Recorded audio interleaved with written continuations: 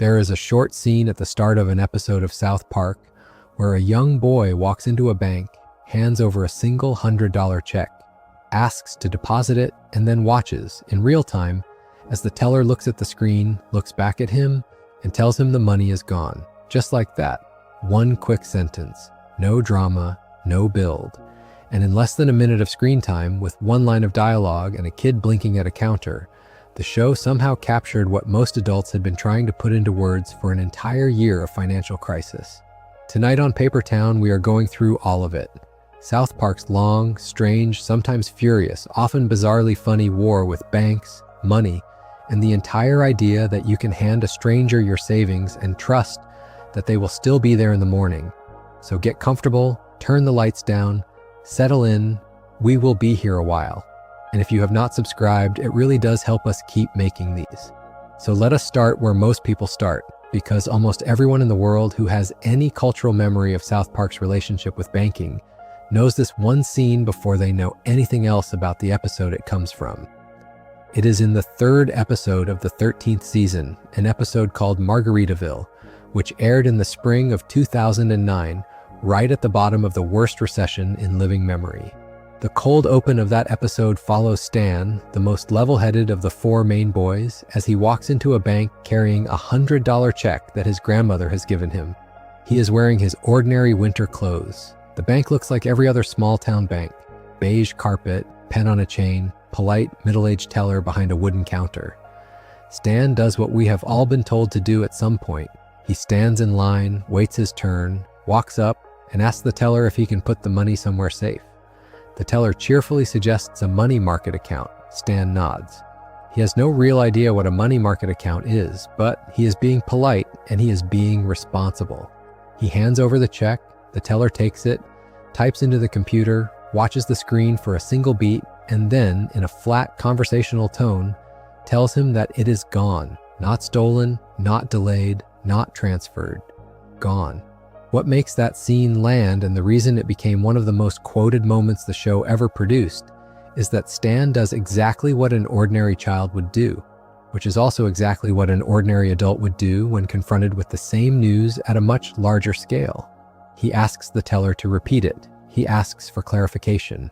The teller explains, just as calmly, that the money was invested in a portfolio of securities and that the portfolio has now lost all of its value.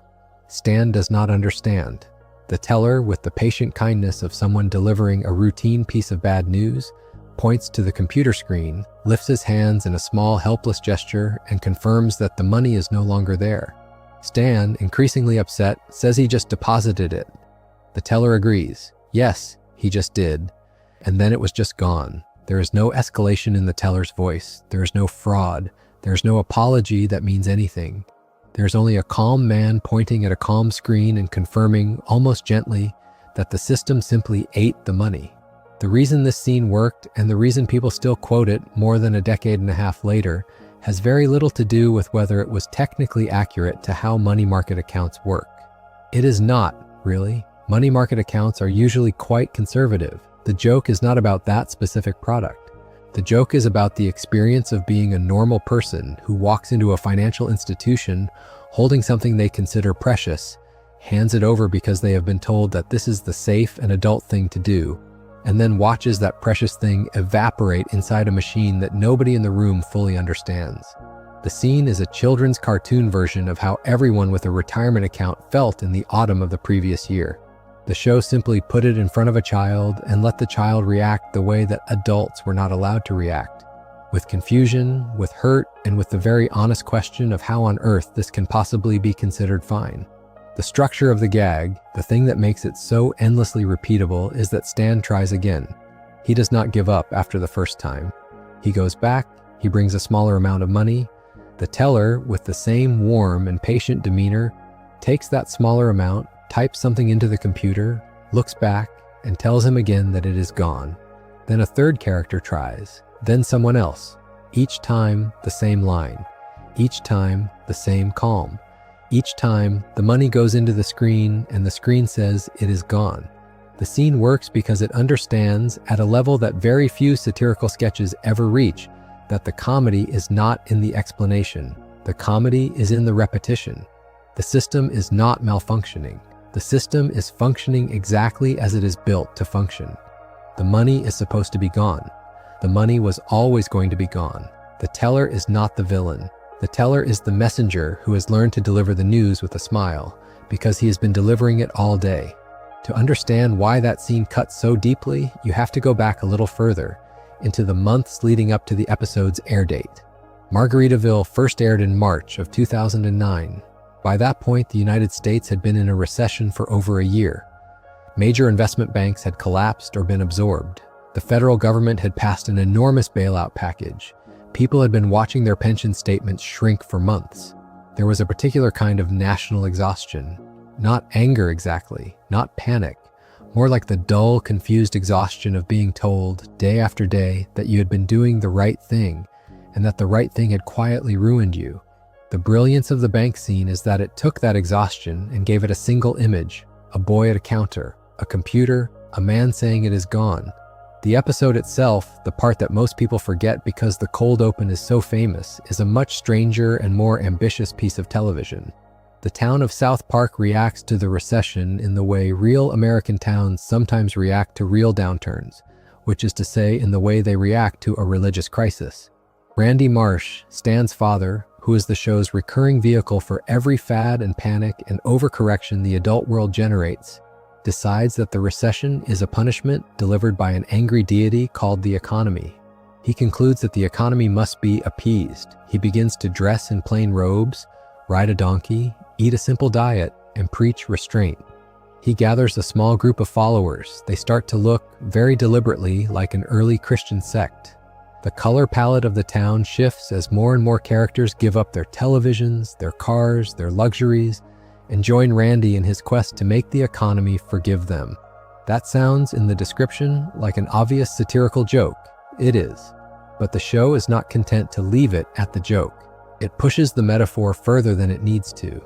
There is a scene where Randy preaches in the town square about the wrath of the economy. There's a scene where his followers debate the proper interpretation of his teachings. There is a scene where they look down on the people who have not yet given up the old materialistic ways. The episode is, in effect, building a tiny religion in front of you, in real time, complete with its own dietary laws and its own dress code. And the punchline is that this is functionally what people actually do when the economic order they have trusted suddenly stops making sense. They invent a god to be angry at. They invent rituals to please that god. They split into factions. The show simply makes the factions wear robes and ride donkeys so that you can see what you are doing. The opposing faction, of course, is led by Kyle. Kyle's argument is the precise opposite of Randy's. He says that the economy is not a real thing that needs to be appeased. The economy is a confidence trick. It only exists because we collectively agree to believe in it. The way to fix it is not to give up spending. The way to fix it is to spend again, to restore confidence, to keep the wheels turning. Kyle goes out into the town and starts buying things. He buys things he does not need. He encourages other people to buy things. He racks up an enormous credit card bill in the process, because someone has to be the one who actually does the spending. The show is careful here to let both sides have a real argument. Randy's position is recognizably the austerity argument that you heard from one set of commentators in 2009. Kyle's position is recognizably the stimulus argument that you heard from the other set. The show does not pick a winner on the policy, it picks a winner on the metaphor. That is where the famous final move of the episode comes in, and where the show makes its actual statement. Kyle, by the end, has run up a credit card bill so enormous that it represents, symbolically, all of the debt that the town has accumulated. He decides, in a deliberate echo of a much older story, to take that debt onto himself. He goes to the credit card company. He signs a contract that transfers all of the town's debt onto his name. He takes the burden so that no one else has to. The episode frames this in extremely heavy religious imagery, complete with a Last Supper scene at a chain restaurant where Kyle is surrounded by his classmates, and one of them is set up as the betrayer. It is a Christ allegory told with crayons. The argument it is making underneath the very obvious gag is that the financial system has become functionally indistinguishable from a faith. and that the only way out of a faith-based crisis is for someone to make a personal sacrifice that lets everyone else go back to their lives without thinking too hard about what was actually wrong with the system to begin with. You can disagree with that argument, many people did, but it is a real argument, and it is not an argument that very many other comedies in that moment were willing to make in plain language. The show used a children's cartoon, a boy at a bank counter, a man on a donkey, and a credit card sacrifice to lay out an actual position on the meaning of the financial crisis. And then, in keeping with the show's usual instincts, it walked away from the position by the next episode and pretended none of it had ever happened. That is part of why the bank scene has outlived the rest of the episode in cultural memory. The rest of the episode is dense, allegorical, busy with religious imagery and policy debate, and somewhat exhausting. The bank scene is one boy, one teller, one screen, and one line. It does the entire argument of the episode in 20 seconds. The system takes your money. The system tells you calmly that it is gone. And then the system asks if there is anything else it can help you with today. There is something else worth noticing about that opening sequence, because it is the kind of thing that the show does so reliably you can stop seeing it. The teller in that scene is not a villain. He is not a swindler. He is not pulling a fast one on a child. He is a working man with a name tag doing the exact job he was hired to do, and the worst thing you can say about him is that he is very good at telling people that their money is gone without flinching. That is not a small choice. A lazier version of the same scene would have given you a sneering banker in a suit, twirling a mustache, laughing at the child as he walked out. The show is more interested in something darker, which is that the people inside the machine are mostly polite and mostly competent and mostly trying to be helpful, and that the system grinds money out of ordinary lives anyway, not because anyone in particular is evil, but because the system is built to do that, and the people inside it have learned to be calm about it. The teller's calm is the entire point. He has done this so many times today that he is on autopilot.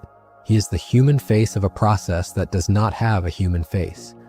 That sense of the financial system as an impersonal, almost weather-like force is the running thread of the entire bank arc on South Park, and it predates Margaritaville by years. To see how that idea developed, you have to go back to the very early seasons of the show, back to the late 90s, back when the show was still finding its voice and money satire was already a part of it.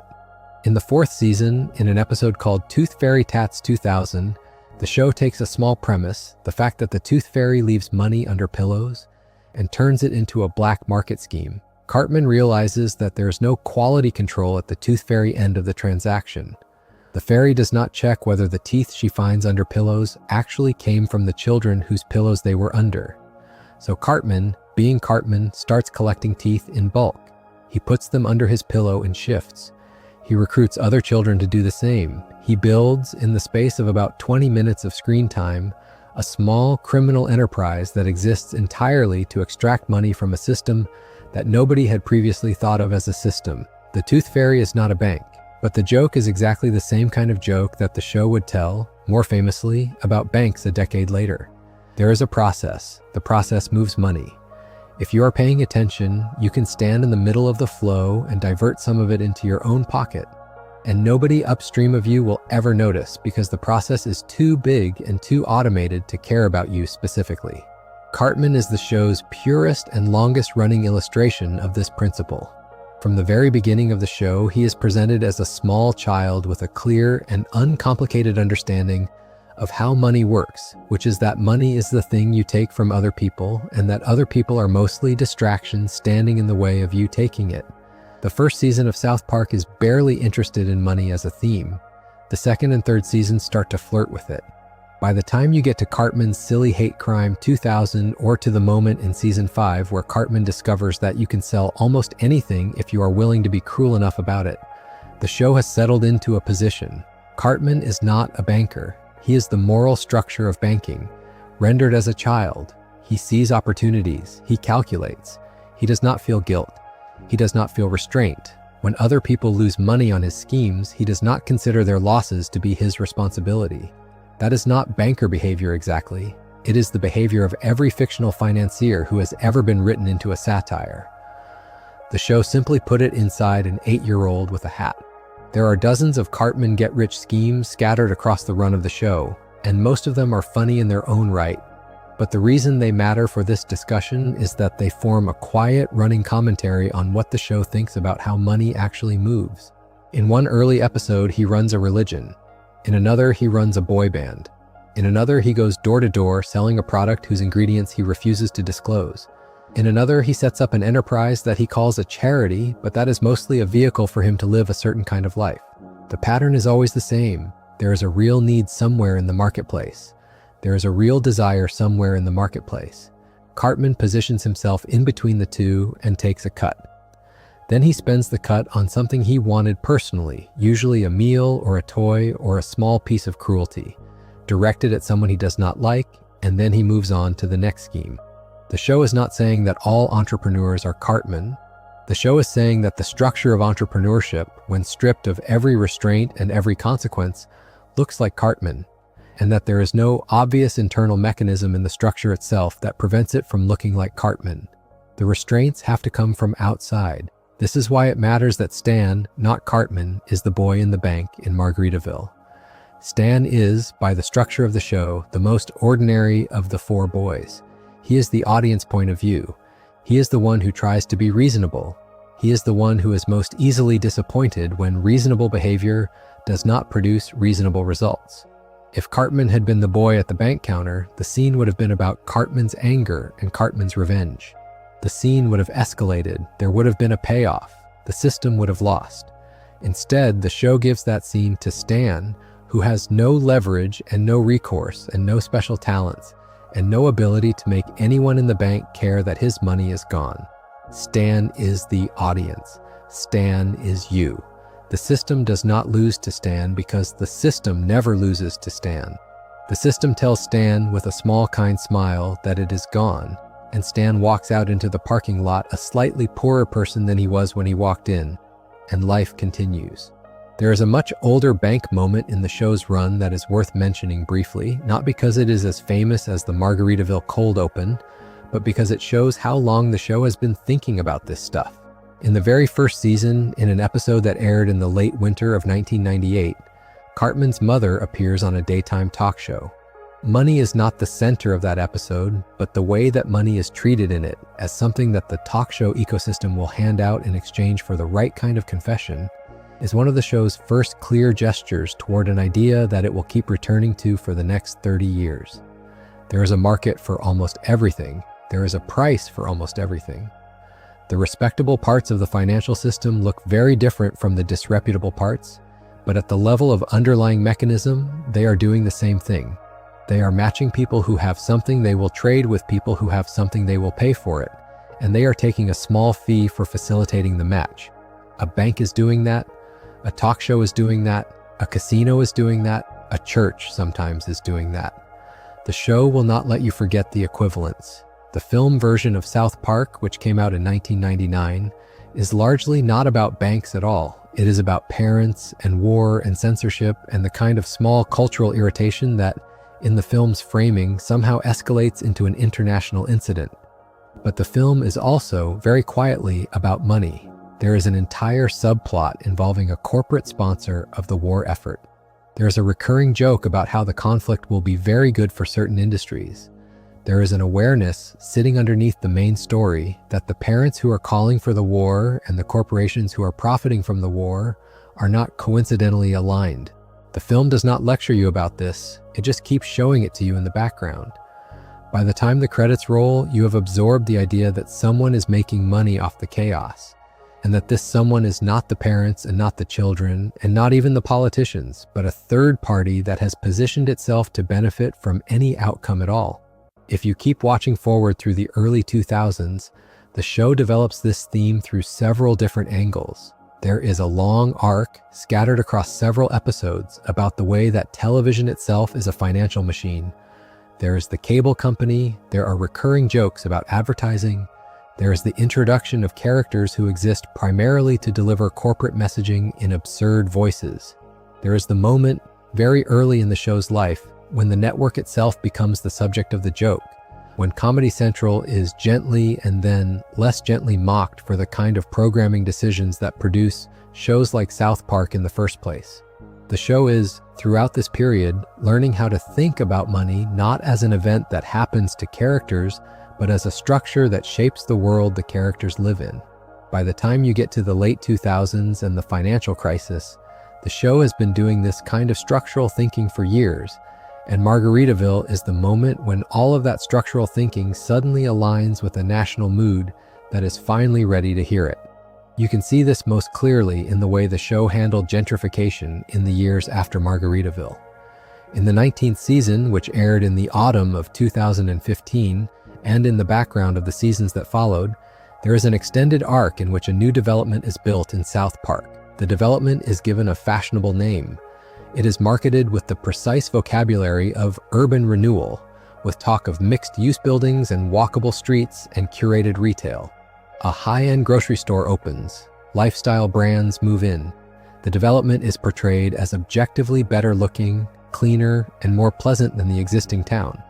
But the development is also, the show makes clear, hollowing out the older businesses that used to occupy the same space. The owner of one such business, a long-running character who runs a local Chinese restaurant, watches his livelihood get systematically dismantled by the new economy. The new economy is not personally cruel to him. There is no villain in a suit twisting a knife. The new economy simply offers his customers something shinier, and his customers, being human, drift toward the shiny thing, and his rent goes up, and he is squeezed out, and nobody in the development ever quite acknowledges that they have done anything wrong. The show is making the same point it made in the bank scene. The system is not malicious. The system is impersonal. The personal damage that the system does is the price of doing business, and the people inside the system have learned to be calm about it. That same set of seasons also gives us the longest sustained meditation the show ever produced on the relationship between advertising and reality. There is an episode in which advertisements themselves become sentient, in which the line between an ad and a real person becomes impossible to draw, in which characters realize that some of the people they have been treating as friends and neighbors are actually pieces of marketing in human shape. The episode is played as horror, very deliberately. The discovery of an ad masquerading as a person is shot like the discovery of a body. The episode is asking a question that is, in its way, a question about banking. If the financial system is a kind of confidence trick, then advertising is the apparatus that maintains the confidence. Advertising is the part of the system that tells you, every day in 1,000 small ways, that the system is working, that the system is fine, that you should keep depositing your money, that you should keep using your credit card, that you should keep playing along. When the show makes the advertisements literally come alive and try to kill you, it is making a slightly hysterical but also slightly serious argument that the apparatus of confidence is not a passive layer over the real world. It is an active force. It is shaping what you believe. It is shaping what you want. It is, in the end, shaping how you spend your money, which is the thing the system needs you to do. This is the connection between the bank arc and the advertising arc that the show never quite spells out, but that you can feel if you watch the episodes back to back. Banks need you to deposit. Advertisers need you to spend. The financial system as a whole needs you to remain inside it, behaving in a way that makes the system continue. The moment that you become a person who keeps your money in a sock under your bed, or a person who does not buy things, or a person who stops trusting the apparatus, the system has a problem. The bank scene in Margaritaville is so unnerving on a second or third viewing because it shows you what happens to the system at the exact moment when ordinary people lose faith in it. The teller cannot give Stan his money back. The teller can only tell Stan with the warmest possible voice that it is gone, in the hope that Stan will accept this and walk away and continue, somehow, to participate in the larger machine. Most of the time, most of us do. There is one more piece of the early bank arc worth talking about before we move forward in the timeline, because it is the most direct case study the show has ever produced of how money corrupts a small group of people who think they are being responsible. That is the long-running Casa Bonita material. Casa Bonita is, in the real world, a kitsch restaurant in Colorado that the show's creators love. In the show, it functions as Cartman's holy grail. There is an entire episode in which Cartman manipulates a chain of social events, including the temporary removal of a friend from a birthday party invitation list in order to get himself invited to Casa Bonita in that friend's place. The plot of the episode is funny in its own right, but the structure of the episode is genuinely disturbing once you slow down and look at it. Cartman is willing to inflict an enormous amount of psychological damage on another child in order to obtain a single experience of going to a restaurant. The cost-benefit calculation is, in a strict financial sense, insane. The benefit is small, the cost to other people is enormous. But Cartman is not running the calculation in a strict financial sense. Cartman is running the calculation the way that financial actors actually run calculations, which is to say, with the costs externalized and the benefits internalized. He does not pay the cost. Kyle pays the cost, Butters pays the cost, the town pays the cost, Cartman gets to go to the restaurant. This is, again, the show's quiet structural argument. The reason the system feels unfair is that the system is built to allow some people to enjoy the benefits of decisions whose costs are borne by other people. Casa Bonita is a tiny model of the entire economy. Cartman is the man who has learned to use the model. If Cartman represents the predator inside the financial system, Randy Marsh represents something else entirely. Randy is the show's preferred vehicle for studying the way that ordinary, mostly well-meaning adults get pulled into financial behaviors that they would have rejected in calmer moments, as obviously foolish. Across the run of the show, Randy goes through phases. He becomes obsessed with various status objects. He pursues various business ventures. He invests, sometimes literally and sometimes spiritually, in projects that are obviously going to fail and that he believes at the moment of investing are going to make him both rich and admired. Randy is the way the show talks about the middle class. He is the way the show talks about the small business owner. He is the way the show talks about the man who watches a piece of cable news in the evening and then makes a financial decision based on it the next morning. Randy is the audience, except louder, and the show studies him with a particular kind of affection because he is so recognizable. Margaritaville is, structurally, a Randy episode. The bank scene at the start is famous because it is short and sharp, but the body of the episode is given over to Randy's religious turn and the rise and fall of his austerity sect. The single physical object that the episode keeps returning to, the thing that the whole social collapse hinges on, is a margarita maker. Randy bought the margarita maker on credit. He bought it because he wanted his life to feel like the kind of life that has margaritas in it. He could not actually afford it. He put it on a card. The episode makes a careful point of showing that Randy is not a uniquely greedy person. He is not corrupt. He is not stupid. He is a normal man who looked at a small luxury and decided that he was the kind of person who deserved a small luxury, and the financial system, which was at that moment selling small luxuries to anyone with a pulse, agreed with him. The economy in the show's framing was not destroyed by villains. It was destroyed by margarita makers, by millions of small decisions to buy things slightly larger than the buyer could afford, lubricated by an apparatus that had every incentive to make those decisions seem reasonable. The bank in the cold open is the institution that processed the margarita maker. The bank in the cold open is also the institution that processed your margarita maker, whatever your margarita maker happened to be. You can read the episode's last act, in which Kyle takes on all of the town's debt in a deliberate parody of a New Testament narrative, as either a serious thematic argument or as a particularly elaborate joke at the expense of bailouts. The episode is not really interested in choosing. The federal government in the world of the episode has spent the first half of the recession trying to figure out who should bear the cost of the margarita makers. The town in the world of the episode has done the same thing on a smaller scale, by splitting into two factions led by Randy and Kyle. The eventual resolution, in which one boy signs his name to all of the debt so that the rest of the town can return to its ordinary life, is funny precisely because it is too neat to be a real solution. In the real world, nobody signed away the cost of 2008. The cost was distributed slowly and unevenly across pension funds and homeowners and renters and small business owners and the elderly for years. The episode's clean ending is the joke. The reality the show is quietly suggesting never gets that ending. That brings us to one of the other major financial episodes from this period of the show, an episode called Cash for Gold, which aired in the spring of 2012, at the start of the 16th season. The opening of that episode is one of the show's most quietly devastating cold opens, although unlike the Margaritaville cold open, it never went viral, and most casual viewers do not remember it. Stan's grandfather, who is suffering from age-related decline and is desperately lonely, has taken to watching the home shopping channels. He buys things he does not need. He spends money he does not have. He buys, in particular, a piece of overpriced jewelry that the channel has presented to him with all of the warmth and reassurance that television can manufacture. The grandfather gives the jewelry to Stan as a gift. He is proud of it. He is happy.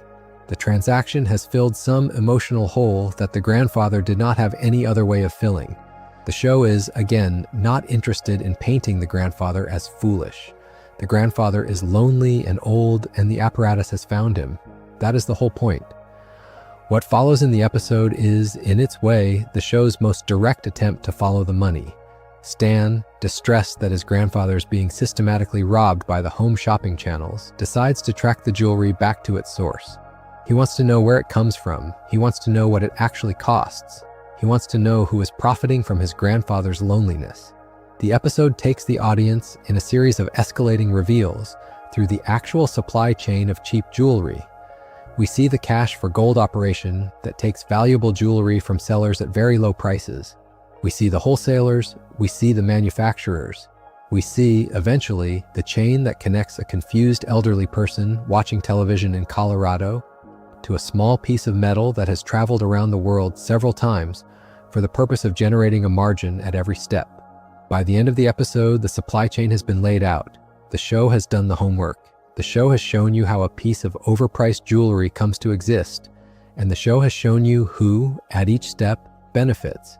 The argument the episode makes, very quietly, is that the financial system and the marketing system and the global supply chain are all the same system viewed from different angles. The cold open with Stan's grandfather is the same cold open as Stan at the bank counter.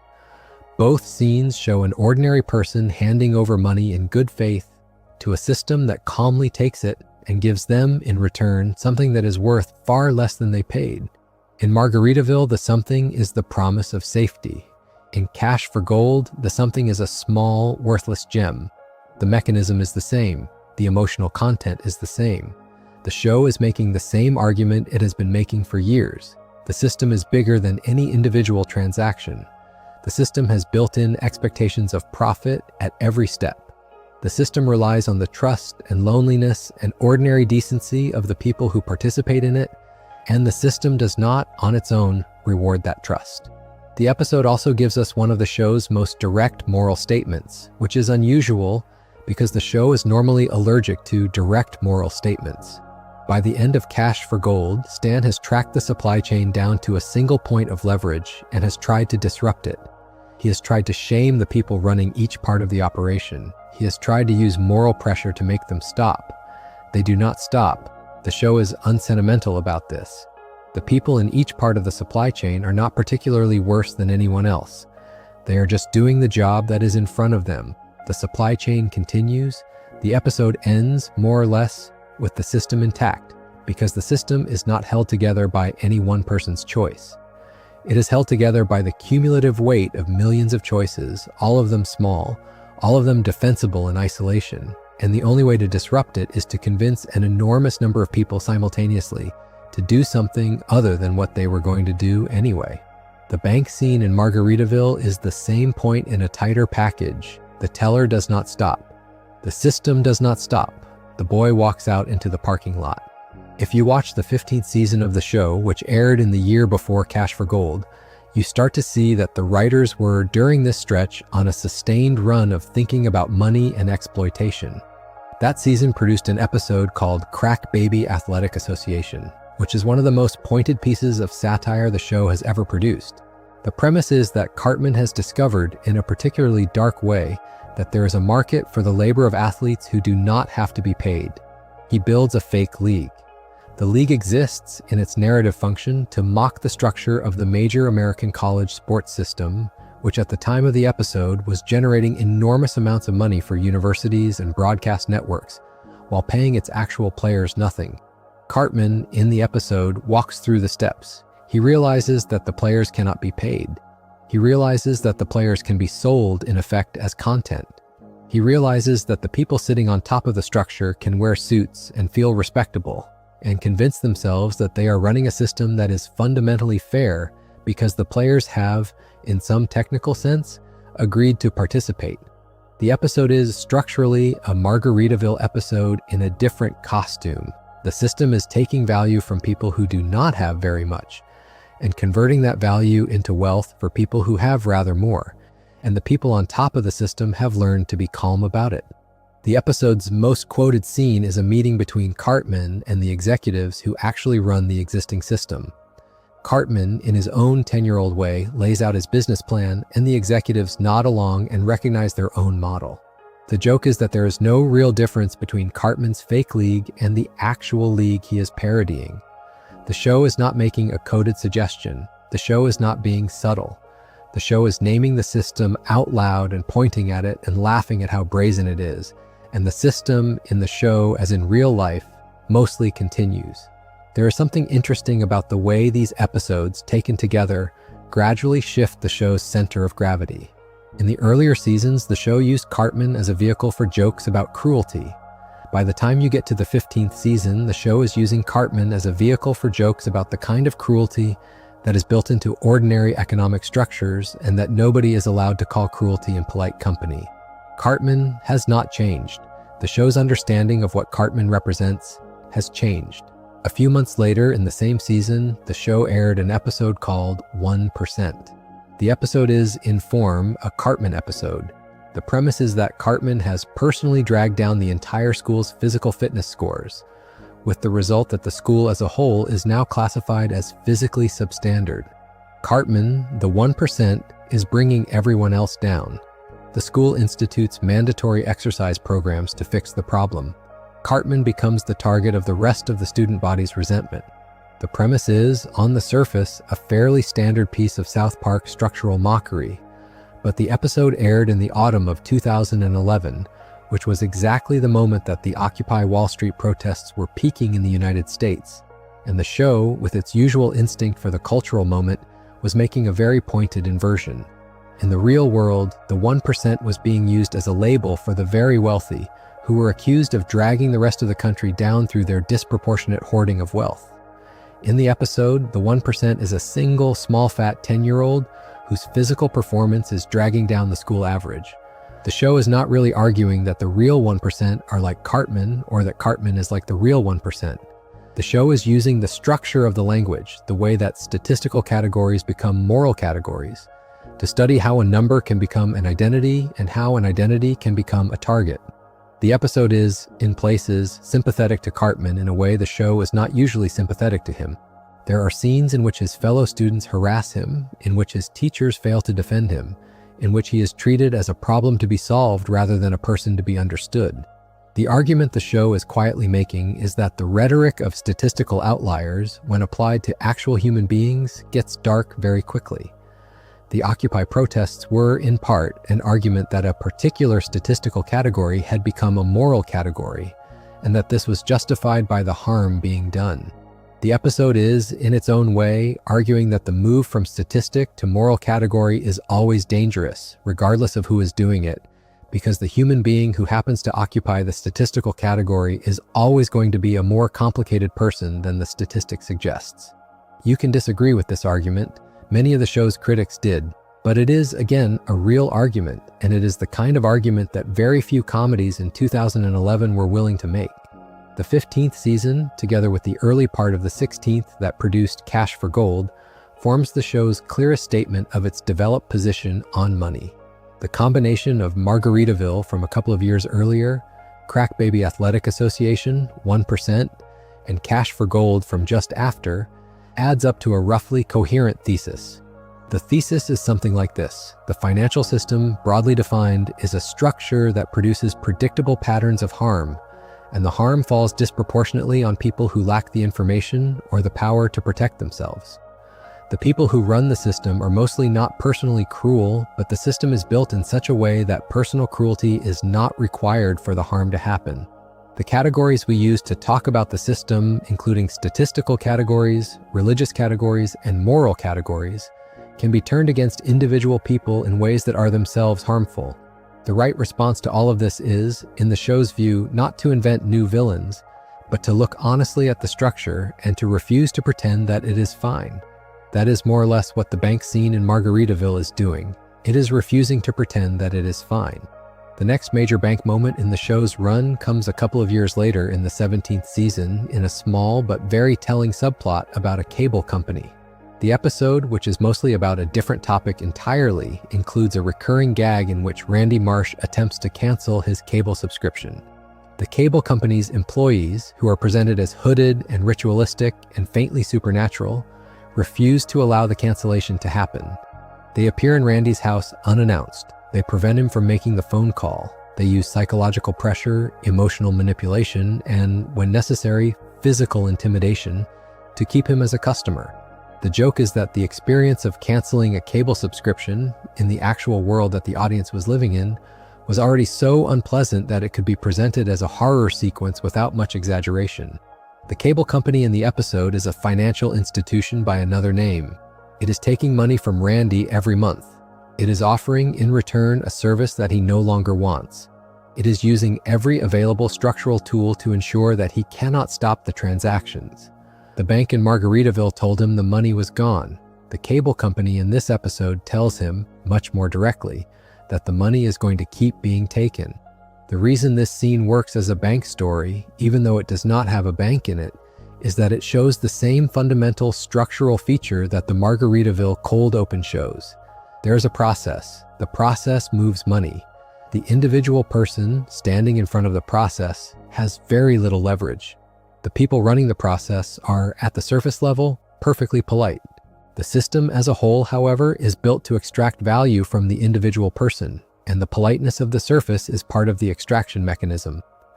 The cable company employees are not less polite than the bank teller. They are exactly as polite. The horror of the episode is that the politeness is the same, that the calm, friendly delivery of bad news is the same, and that you, the customer, the depositor, the ordinary person, are not going to win this transaction. By the time the show enters its 19th season, in the autumn of 2015, it has built an entire vocabulary for thinking about financial and corporate behavior. And that season turns out to be one of the most ambitious uses of that vocabulary in the run of the show. The 19th season is the one that introduces a character called PC Principal, who arrives in the town to enforce a new set of social codes. The season is mostly remembered in cultural memory for its satire of the language and politics of that moment. But the financial argument running underneath the season is, in some ways, more interesting than the political one. And it is the financial argument that connects the season back to the bank arc we have been talking about. The argument is that the new codes are not just being adopted because people genuinely believe in them. They are being adopted in part because they are extremely useful to corporations that have figured out how to monetize them. The same season that introduces PC Principal also introduces a long, escalating storyline about advertising, which culminates by the end of the season in the suggestion that the new political mood and the new advertising apparatus have effectively merged into a single thing, and that the thing they have merged into is a financial structure. This is the context for the episode called Sponsored Content, which aired in November of 2015. The premise of the episode is that a children's newspaper, run by Jimmy Valmer, has refused to run a piece of sponsored content. Jimmy holds the line. He believes in editorial integrity. He thinks the news should not be for sale. The episode is, on the surface, a defense of traditional journalism in the age of native advertising. And at first it plays as a fairly conventional argument about the importance of separating editorial from sponsored material. But the episode does not stay in that conventional territory. By the time it ends, it has spiraled into a much stranger argument about the way that advertisements have begun to evolve, almost biologically, to evade the systems that filter them out. The advertisements in the episode are presented as if they were a kind of life form. They learn, they adapt, they change shape, they blend into the background.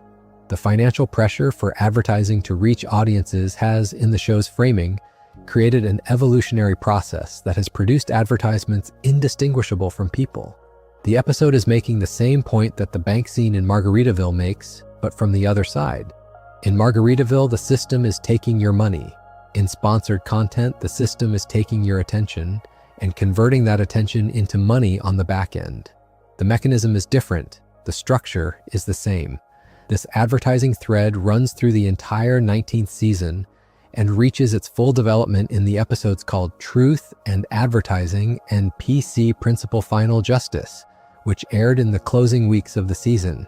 By the time you get to those episodes, the show has built, very deliberately, a complete world in which the line between an advertisement and a person, between a corporate message and a sincere human relationship, has been functionally erased. The episodes are structurally horror. Characters realize that their friends are ads. Characters realize that their leaders are ads. Characters realize, in the most disturbing reveal of the season, that an entire neighborhood of the town has been built as a kind of giant marketing campaign, complete with synthetic residents whose function is to make the rest of the town feel that the new development is alive and thriving. The financial logic of this is laid out plainly. The developers have invested an enormous amount of money in the new neighborhood. The new neighborhood needs to look successful in order to attract more investment. The simplest way to make it look successful is to populate it with synthetic residents who behave the way successful residents would behave. The show, with its usual willingness to push a metaphor until it breaks, simply makes the synthetic residents actually synthetic. The new development we have been discussing is called SodoSopa, which is a deliberate parody of the kind of neighborhood naming conventions that became popular in American cities during the 2010s. The development is built in the show next to the home of one of the most marginal recurring characters, a child who lives in genuine poverty. The show makes a careful point of placing the development right up against this child's home. The new condos look down on his backyard. The new restaurants throw light into his bedroom window. The new residents walk past his house and do not see him. The financial logic of urban renewal in the show's framing is not that it improves the lives of the people who already live in a place. The financial logic of urban renewal is that it imports a new and wealthier set of people who do not necessarily care about the existing residents and whose money makes the existing residents both more visible and more invisible at the same time. The existing residents become visible as a problem, an aesthetic blight, a thing the new development must look past. They become invisible as people. This is structurally the same thing the bank scene in Margaritaville is about. The system processes them. The system does not see them. The financial argument the show is making across this whole arc is one of the most coherent it has ever attempted. The argument is that the dominant economic forces of the 2010s, gentrification, advertising, native marketing, the rise of platforms that treat human attention as inventory, are all best understood as continuations of the same logic that produced the financial crisis. The logic is that the system needs to keep growing. The system needs new sources of value. The system has, over time, expanded its definition of what can be turned into value. It used to be that the system extracted value from labor, then from capital, then from credit. By the 2010s, the show is suggesting the system has expanded its definition of value to include neighborhoods, identities, relationships, and the attention you give to a screen. The bank teller in Margaritaville told Stan that his money was gone. The advertisements in the 19th season tell you, in effect, that your attention is gone. The mechanism that took the money is the same mechanism that takes the attention. The mechanism does not care which one it is taking. The mechanism just keeps taking. If you keep moving forward through the show, into the seasons that aired in the late 2010s and early 2020s, the bank arc shifts into a different register. The show becomes less interested in episode-length parables and more interested in long-running storylines that develop across an entire season. Randy Marsh, who was the center of Margaritaville, becomes the center of a long-running storyline about a marijuana farm, which the show calls Tegrity Farms. The premise of the storyline is that Randy, dissatisfied with his life in the suburbs, decides to leave town and start a small farm. He frames the farm as a return to authenticity, a rejection of the corporate world, a search for what he keeps calling tegrity, a deliberately misspelled version of integrity. The farm produces marijuana. Randy sells the marijuana through a small business that he runs himself. The early part of the storyline is, in form, sympathetic to Randy. He is trying to do something honest. He is rejecting the corporate world. He is building something with his own hands. The show lets you, for a while, believe that the storyline is going to be about the small business as a refuge from the big economy. It is not. As the storyline develops, Randy's small business begins to behave exactly like the larger businesses he was trying to escape. He competes with rivals, he undermines competitors, he cuts corners, he compromises on his stated values, he expands. By the time you are several seasons into the Tegrity Farm storyline, Randy's small business has acquired all of the features of the corporate world he claimed to be rejecting, except that he is now the one in the suit, and the costs of his decisions are now being borne by the small farmers around him. The show is making, again, the same structural argument it has been making for decades. There is nothing about being small that protects you from becoming what you criticize. The pressure of the system, the need to grow, the need to compete, the need to externalize costs applies just as strongly to a small marijuana farm in Colorado as it does to a major investment bank. The Tegrity Farm storyline is, in a way, the show's late-period answer to Margaritaville. Margaritaville is about an adult who buys a margarita maker he cannot afford because he has been told he is the kind of person who deserves a margarita maker. The Tegrity Farm storyline is about an adult who builds a small business because he has been told that small business ownership is the path to authenticity. Both stories end the same way. The adult discovers that the thing he was sold was not what he thought it was. The system that sold it to him is intact. The system that sold it to him is, in fact, the only winner. Randy, at the end of the Tegrity Farms arc, is, in a deep structural sense, Stan at the end of the bank scene. The system has told him, calmly and without apology, that the thing he wanted is not the thing he thought he was buying, and there is nothing he can do about it now. The show has also, in this later period, taken increasingly direct aim at specific corporations in a way that earlier seasons rarely did. There is a particularly notable episode from the 22nd season, which aired in 2018, that focuses on warehouse labor conditions at a large online retailer. The episode is careful, in the way that the show has always been careful, to never quite name the corporation directly, although the visual cues and structural references leave very little doubt about who is being depicted. The episode follows a warehouse worker, a recurring background character, as he attempts to keep up with the demands of his job. The depiction of the warehouse is grim. The episode shows the bracelets that track the workers. It shows the speed quotas. It shows the way that the workers are treated as interchangeable parts. The episode also shows the way that consumers, ordering products from their phones at home, are connected to the warehouse workers' experience by a thin chain of clicks. Each click triggers a piece of physical labor. Each piece of physical labor is timed and measured and priced. The episode is, in its way, a more direct version of the cash for gold supply chain argument. The episode is asking you to look at the actual physical structure that produces the convenience you have come to expect. And the actual physical structure is a person in a warehouse, working at a pace that is, by any reasonable standard, inhumane. The financial framing of this episode is interesting. The show does not, in this episode, blame the consumer for ordering from the platform. It does not blame the warehouse worker for taking the job.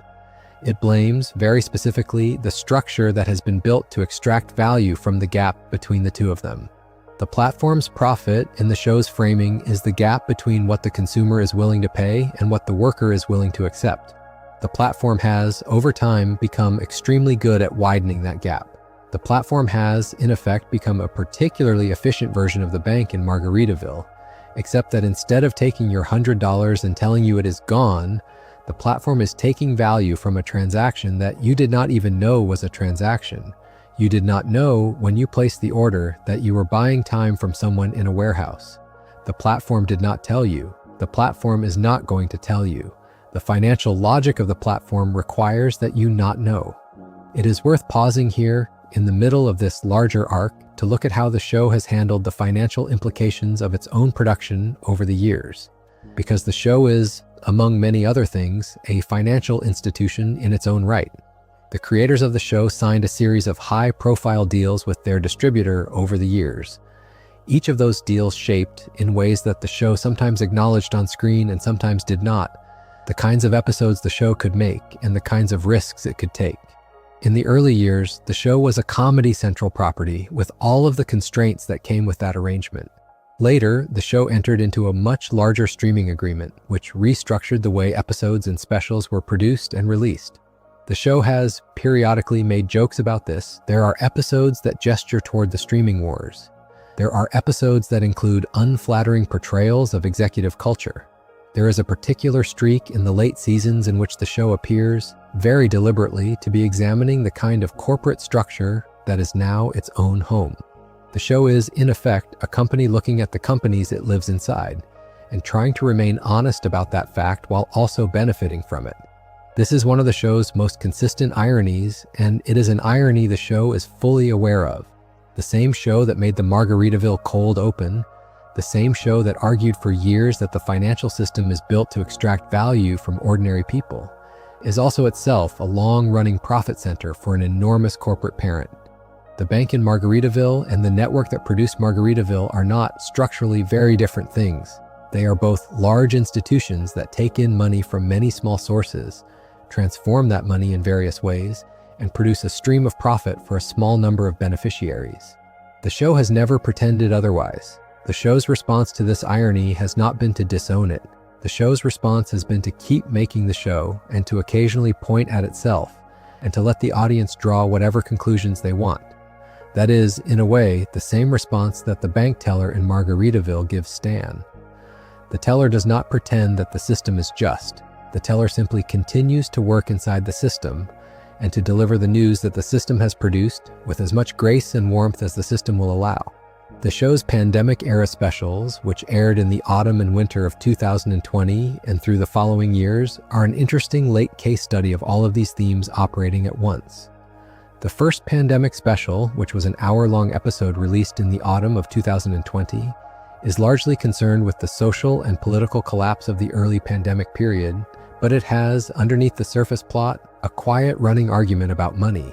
The economy in the special is broken. People are out of work. Randy, who has by this point become the avatar of the small business owner, is trying to keep his marijuana farm going through a crisis that nobody has prepared for. The special does not give him a clean victory. It gives him instead a series of compromises, each one of which represents a small surrender of one of the values he had claimed to hold. The financial argument the special is making, very quietly, is that crises do not destroy systems. Crises reveal systems. The bank in Margaritaville was always going to tell Stan that the money was gone. The crisis just made the moment of telling more visible. The pandemic in the special did not change the financial system. The pandemic just made the financial system's existing patterns of harm impossible to ignore. This brings us back by a long route to where we started, which is the bank scene itself, and to the question of why the bank scene has become, in the years since it aired, such a durable piece of cultural shorthand. You can encounter the scene in many contexts now. You can encounter it as a reaction image online, deployed to mock any situation in which something has been lost or wasted or thrown away. You can encounter it as a quoted line used by people who have never seen the episode but who have absorbed the phrase through cultural diffusion. You can encounter it as a teaching tool used by financial educators to illustrate the dangers of investment products that are insufficiently understood. The scene has detached itself almost entirely from the episode it came from and now lives on its own as a piece of cultural currency. That is an unusual fate for a comedy bit. Most jokes from long-running television shows do not have this kind of independent life. They live and die with the episode. The bank scene has become bigger than the episode, bigger than the season, in some ways bigger than the show itself. The reason for this, I think, is that the scene names something that nobody else had quite named with the same precision. There were many comedians and many writers and many journalists trying in 2009 to capture what the financial crisis felt like from the inside. Most of them produced work that has not lasted. The scene that has lasted is a very short scene in an animated children's show, in which a boy hands over a $100 check and a man tells him calmly that it is gone. The scene lasts because it does not try to explain. It does not try to assign blame. It does not try to recommend a policy. It just shows you the experience. A normal person hands over money to a system. The system takes the money. The system, with a small kind smile, tells the normal person that the money is gone. The normal person walks out. There is no further appeal. There is no further explanation. The system continues to operate. The normal person continues to be a normal person. The interaction was, in its way, perfectly polite. And at the end of it, the normal person was poorer and the system was richer, and nobody in the room was at fault. That is, in a few sentences, the experience that millions of people had during the financial crisis of 2007 and 2008, and that millions more had in the years afterwards as the consequences of the crisis worked their way through pension funds and home values and small businesses and the rest of the long tail of ordinary economic life. The bank scene gave that experience a single image. The image was so clean, so compressed, so completely free of editorializing that it could be picked up and used by people across the political spectrum, by people who blamed the government and by people who blamed the bankers and by people who blamed nobody in particular and just felt that something had gone wrong that nobody seemed willing to name. The scene named it. The scene named it without naming it. The scene simply put a boy and a teller and a screen in a room and let the audience fill in the rest. That is the kind of thing that comedy can do that no other form can quite manage, and South Park, that night in March of 2009, did it almost by accident in the cold open of an episode that was about something else entirely. There is a related question worth taking seriously, which is whether the show's larger position on money has actually changed anything. The show has been making essentially the same argument about financial systems for almost 30 years. The financial systems are still there. The patterns of harm the show has been describing are still happening. The bank scene in Margaritaville did not, as far as we can tell, prevent any subsequent financial crisis. The Crack Baby Athletic Association episode did not, on its own, end the exploitation of unpaid student athletes. Although in fairness, the rules around that particular system have changed considerably in the years since the episode aired. The Cash for Gold episode did not stop home shopping channels from selling overpriced jewelry to lonely elderly people. The SodoSopa arc did not stop gentrification. The Amazon warehouse episode did not stop the warehouses. In each case, the show made its argument. The argument landed culturally, the argument was talked about for a while, and then the world continued in roughly the direction it was already going. You could read this as a failure. You could argue that satire, no matter how sharp, cannot actually change the structures it satirizes. You could argue that South Park has been, for 30 years, a kind of vent for the frustrations of an audience that would otherwise have to organize themselves to do something about the things that frustrate them, and that the function of the show is, in some unflattering sense, to discharge the frustration so that the structures can continue. There is something to that reading. There is something to the idea that a really good cold open about a bank teller saying that the money is gone is, in its own way, a substitute for the much harder work of changing the rules that allowed the money to go in the first place. The show is, in this reading, part of the system it claims to be criticizing. The show is the apparatus's safety valve. The show lets you laugh so that you do not have to act. But there is, I think, another reading available, and it is the reading that the show itself, in its more reflective moments, seems to prefer. The reading is that satire is not supposed to change structures directly. Satire is supposed to make structures visible. Structures that are visible can be argued about. Structures that are invisible cannot. The bank scene in Margaritaville did not stop the financial crisis. The bank scene in Margaritaville did, however, make a particular feature of the financial system extremely visible. It made the feature visible in a way that an enormous number of people could see at once, could remember, could share, could refer back to, could use as shorthand in conversations they were going to have for years afterwards. That is not nothing. That is not a substitute for changing the system, but it is also not nothing. Visibility is a precondition for change, even if it does not, by itself, produce change. The show has spent 30 years making certain features of the economic system visible. Whatever else the show has done or failed to do, it has done that. Let us go back now to a few of the smaller bank moments that are scattered through the show's middle period, because they help to fill in the picture of how the writers were thinking about money in the years between Margaritaville and the gentrification arc. There is, for instance, the running joke about the way that Stan's parents handle their finances. The parents, especially Randy, are presented as people whose financial lives are a slow accumulation of small, indefensible decisions. They buy things they do not need, they take on small loans, they make optimistic projections about their own future earnings.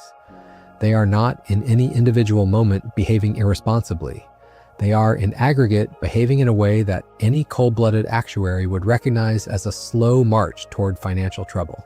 The show is interested in this distinction between individual moments and aggregate behavior. because it is the same distinction that drives the bank scene in Margaritaville. Stan, in the bank scene, is not behaving irresponsibly in any individual moment. He is doing exactly what a responsible person is supposed to do. He is depositing his money. He is making a sensible choice. The aggregate of millions of people making exactly the same sensible choice is, however, the structure that made the financial crisis possible in the first place. The show is not really criticizing any individual decision. The show is criticizing the aggregate effect and the way that the aggregate effect is invisible to the individual who is making the decision. There is a related thread in the show about the way that money flows through schools. The boys go to an elementary school. The school is funded, like any school, through a mixture of public and private money. The show, especially in its middle period, started to take an interest in the way that the financial pressures on the school shaped what the school could do. There is an episode that aired in the spring of 2010 in which the school's funding is reduced, and the resulting pressure leads to a series of obviously bad decisions about curriculum. There is an episode in which the school decides to make money by hosting a fundraiser, and the fundraiser turns out to be, in its underlying structure, a small commercial enterprise that competes with other small commercial enterprises in the town. There is an episode in which the school accepts a sponsorship from a corporate donor, and the sponsorship comes with quiet expectations about what the school will and will not teach. None of these episodes is, by itself, a major statement.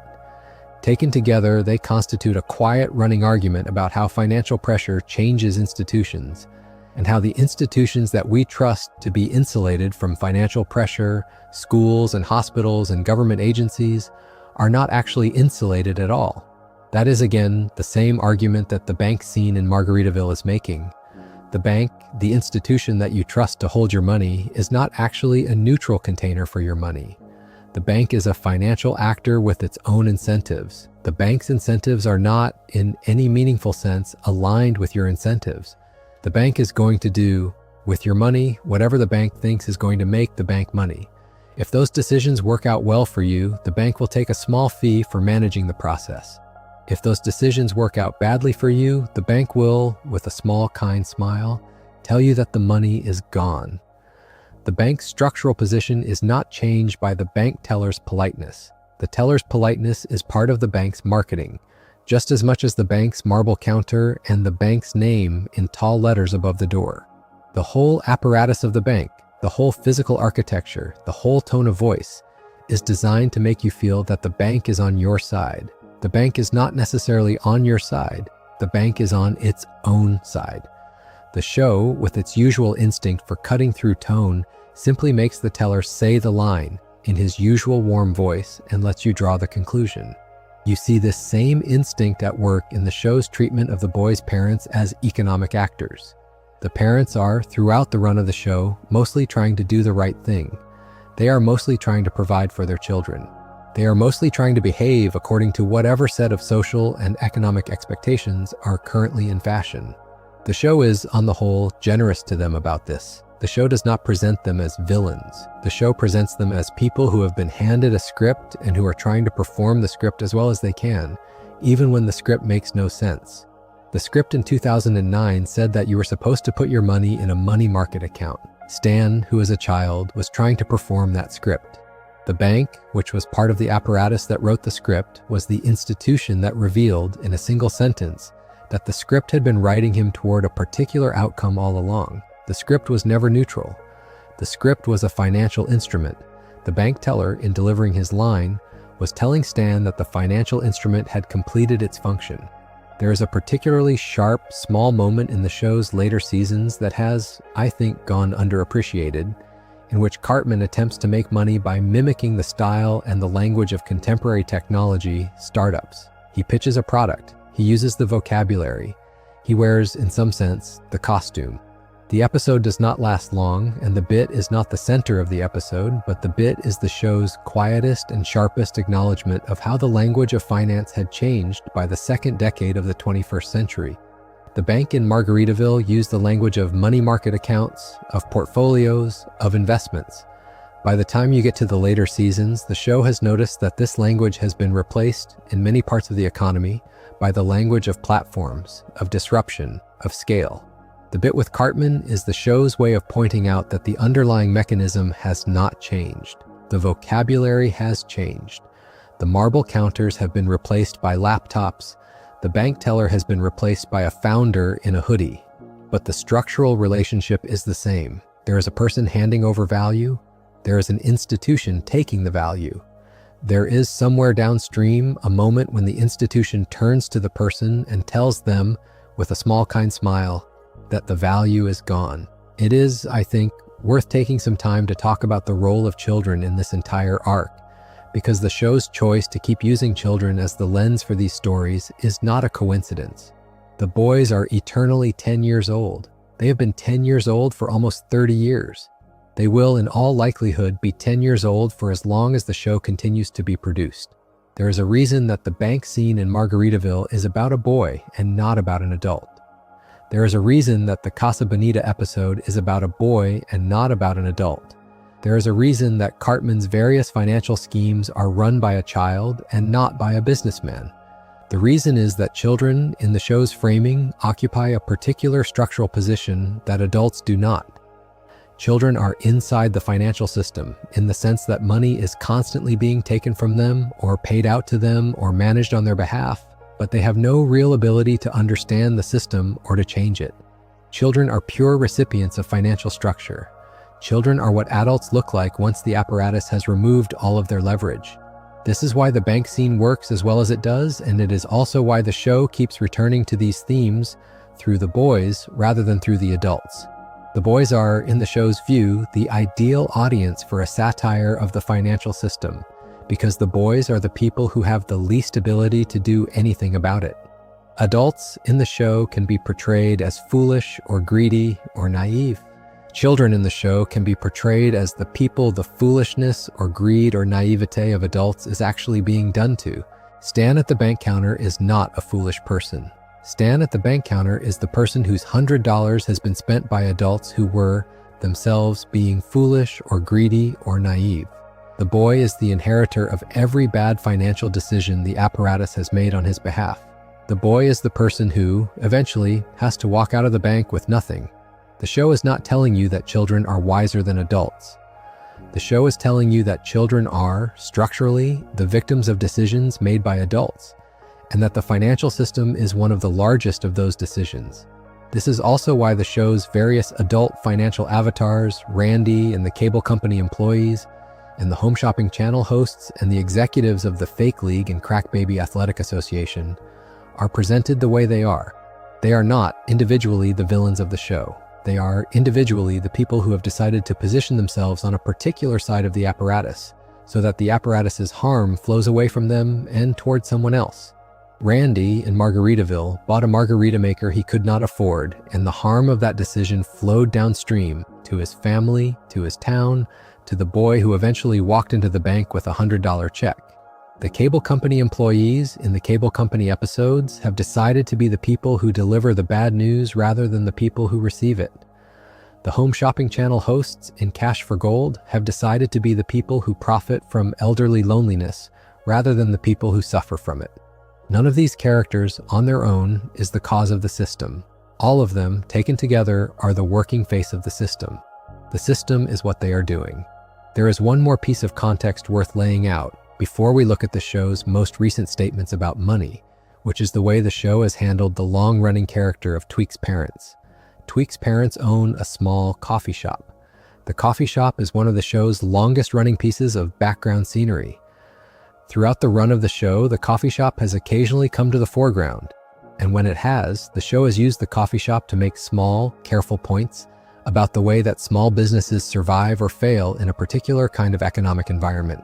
There is a famous episode from the show's early years in which a large corporate coffee chain comes to South Park and threatens the existence of Tweek's parents' shop. The episode plays with the obvious dynamic in which the small business is the underdog and the large corporation is the villain, but it also, by the end, complicates the dynamic in ways that became typical of the show's later economic thinking. The complication is that the small business is not, in fact, virtuous just because it is small. The small business is also trying to make money. The small business is also, in its own way, manipulating its customers, exploiting its employees, and externalizing its costs. The corporate chain is doing all of these things at greater scale, but the structure is, again, the same. This is, in microcosm, the show's whole position on money. There is no virtuous tier of the financial system. There is no level at which you can stand and say that the people on this level are doing things differently. The small business and the large corporation and the boy at the bank counter and the cable company employee and the home shopping channel host and the warehouse worker and the consumer placing an order from their couch are all part of the same continuous structure. The structure has a particular shape. The shape produces, predictably, certain patterns of harm. The patterns of harm fall most heavily on the people with the least leverage. The show has been making this argument in one form or another since its earliest seasons. The bank scene in Margaritaville is the cleanest single expression of the argument. It is not the only one. There is another, smaller bank moment in the show's run that is worth recalling here because it captures a slightly different angle on the same theme. In one of the show's middle period episodes, there is a brief scene in which a character attempts to take out a loan in order to fund a project he has been pitching. The bank in this scene is not the villain. The bank is not even, in any meaningful sense, an institution. The bank is, in the show's framing, simply the mechanism by which a particular kind of social judgment gets translated into a financial reality. The character pitches his project. The bank evaluates the project according to its own standards. The bank decides whether the project is the kind of project that the bank wants to support. The bank, in deciding this, is not just making a financial decision. The bank is making a social decision. The bank is deciding what kinds of projects and what kinds of people deserve to be funded, and what kinds do not. The bank's decisions, taken across many such interactions, shape the entire landscape of what is and is not possible in the town. The bank is, in this sense, not just a financial actor. The bank is a kind of zoning authority for the imagination. This is the deeper version of the bank scene in Margaritaville. The bank in Margaritaville is doing the obvious thing, which is taking the money and saying that it is gone. The bank in this smaller scene is doing the less obvious thing, which is shaping the future of the town by deciding which futures are eligible for funding and which are not. Most people, when they think about what banks do, think about the obvious thing. They think about deposits and withdrawals, about checking accounts and savings accounts, about the moments when money comes in or goes out.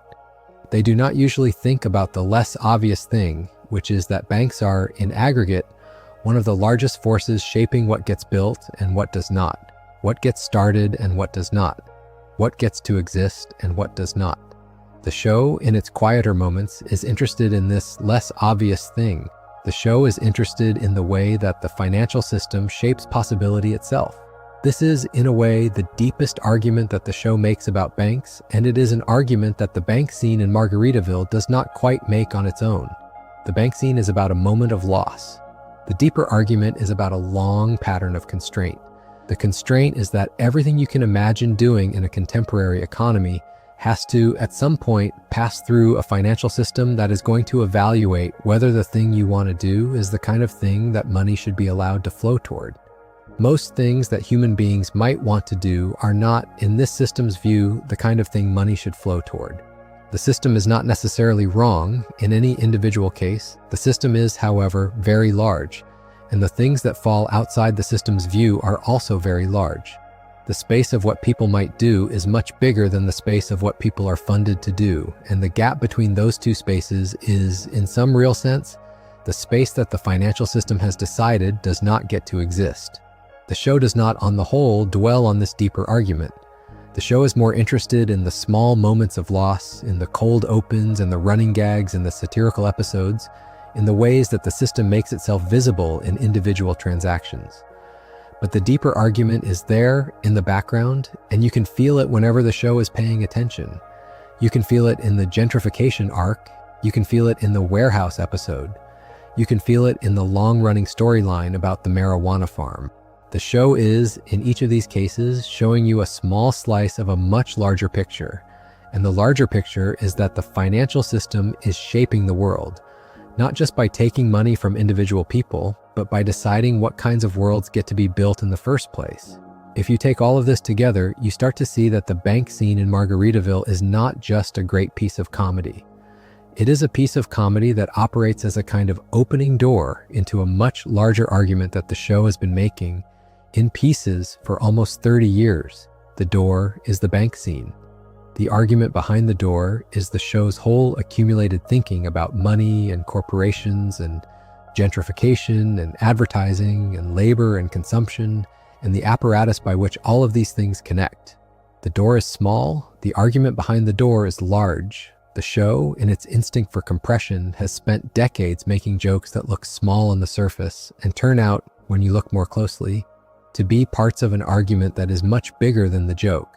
There is something almost paradoxical about the fact that the most enduring single image of the show's economic thinking is, of all things, a calm man at a counter delivering a brief sentence.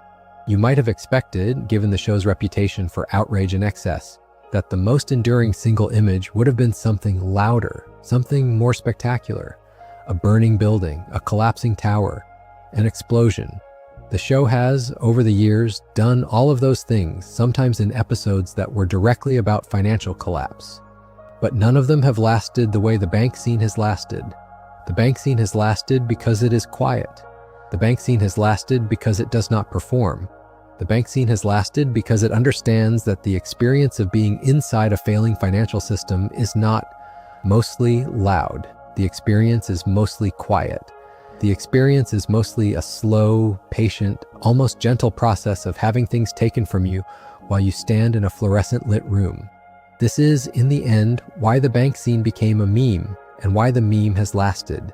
Memes that succeed are memes that name an experience that many people have had, but that most of them have not previously had words for. The bank scene named the experience of being processed by a system that was, in every individual moment, perfectly polite to you. And that was, in aggregate, taking something from you that you were never going to get back. That experience was happening to millions of people in 2009. That experience is still happening to millions of people now, in a different set of forms, through a different set of systems. The bank scene gave the experience a face.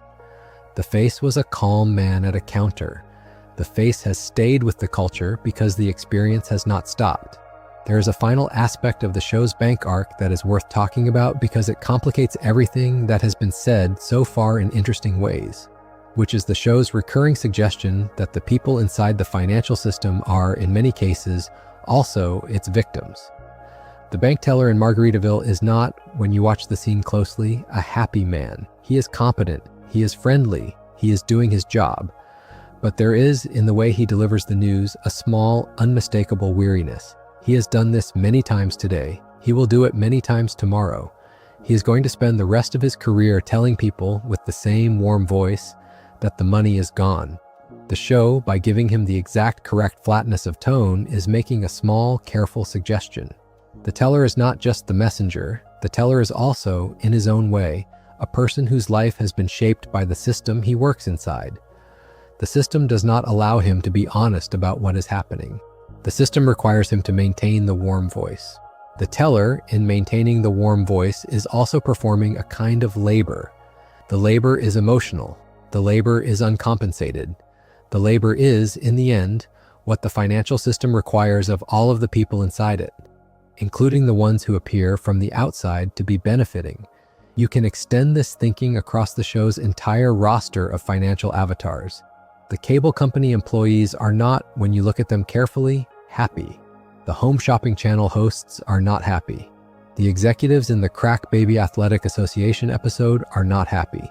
The fast food workers are not happy. The advertisers in sponsored content are not happy. The platform workers in the warehouse episode are obviously not happy. Even Randy, who has been positioned across the entire run of the show as the show's adult avatar for normal economic behavior, is not, in any deep sense, happy. He is constantly chasing the next thing. He is constantly recovering from the last thing. He is constantly disappointed by the gap between what the apparatus promised him and what the apparatus actually delivered. The show is not saying that the financial system has a class of beneficiaries who are doing fine. The show is saying that the system, at every level, is producing a particular kind of unhappiness that is, in different forms, distributed across everyone who participates in it. The boy at the counter is unhappy. The teller behind the counter is unhappy. The customers in line are unhappy. The executives upstairs are unhappy. The system is producing the unhappiness, and the unhappiness is, in some real sense, what the system is for. That is, I think, the deepest reading of the bank scene that you can offer. The scene is not just about the boy losing his money.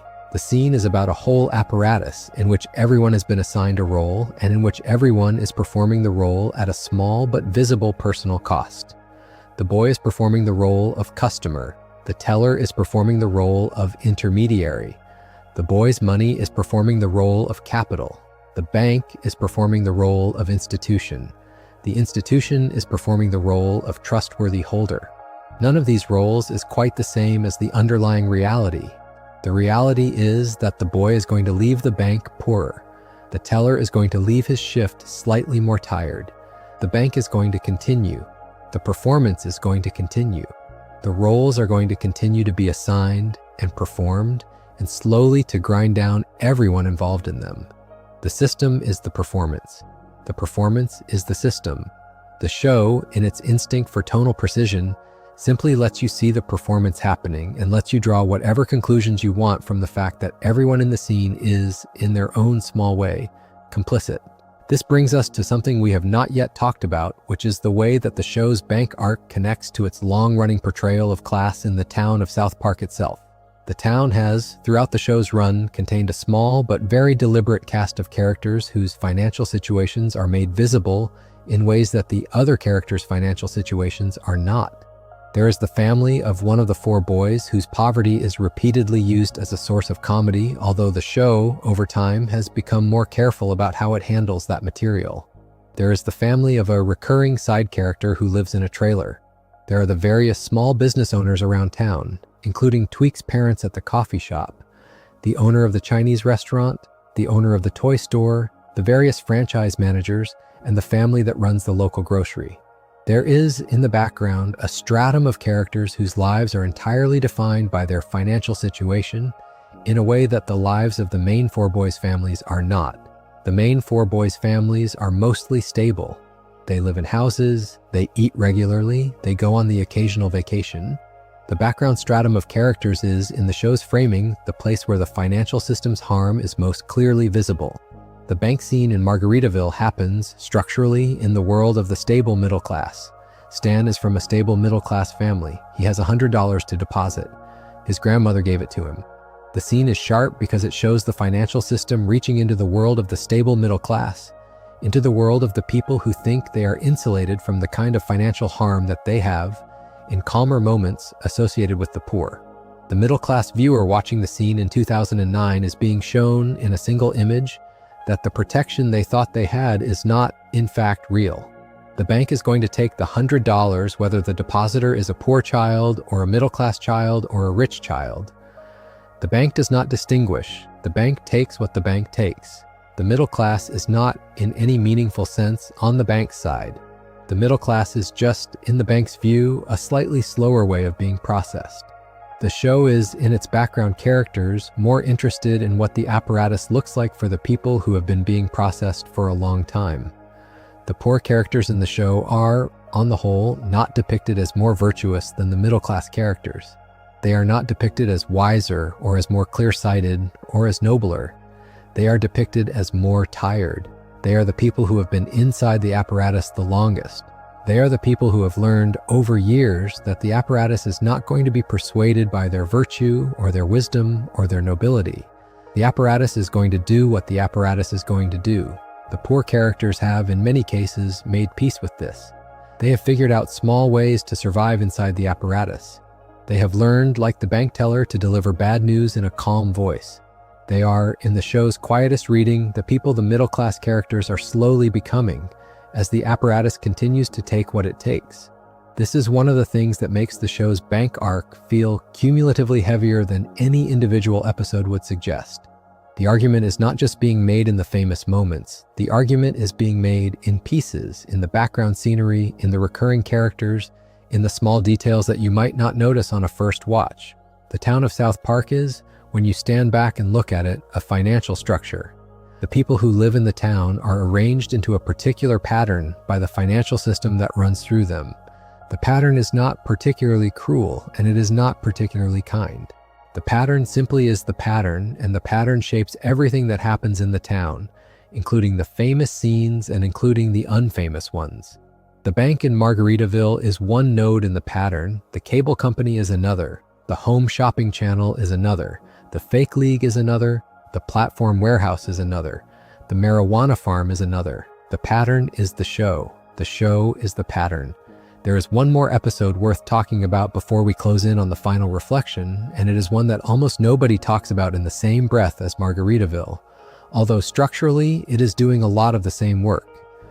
There is an episode in the show's middle period that takes a long, careful look at the way that a single large purchase reshapes a family's finances.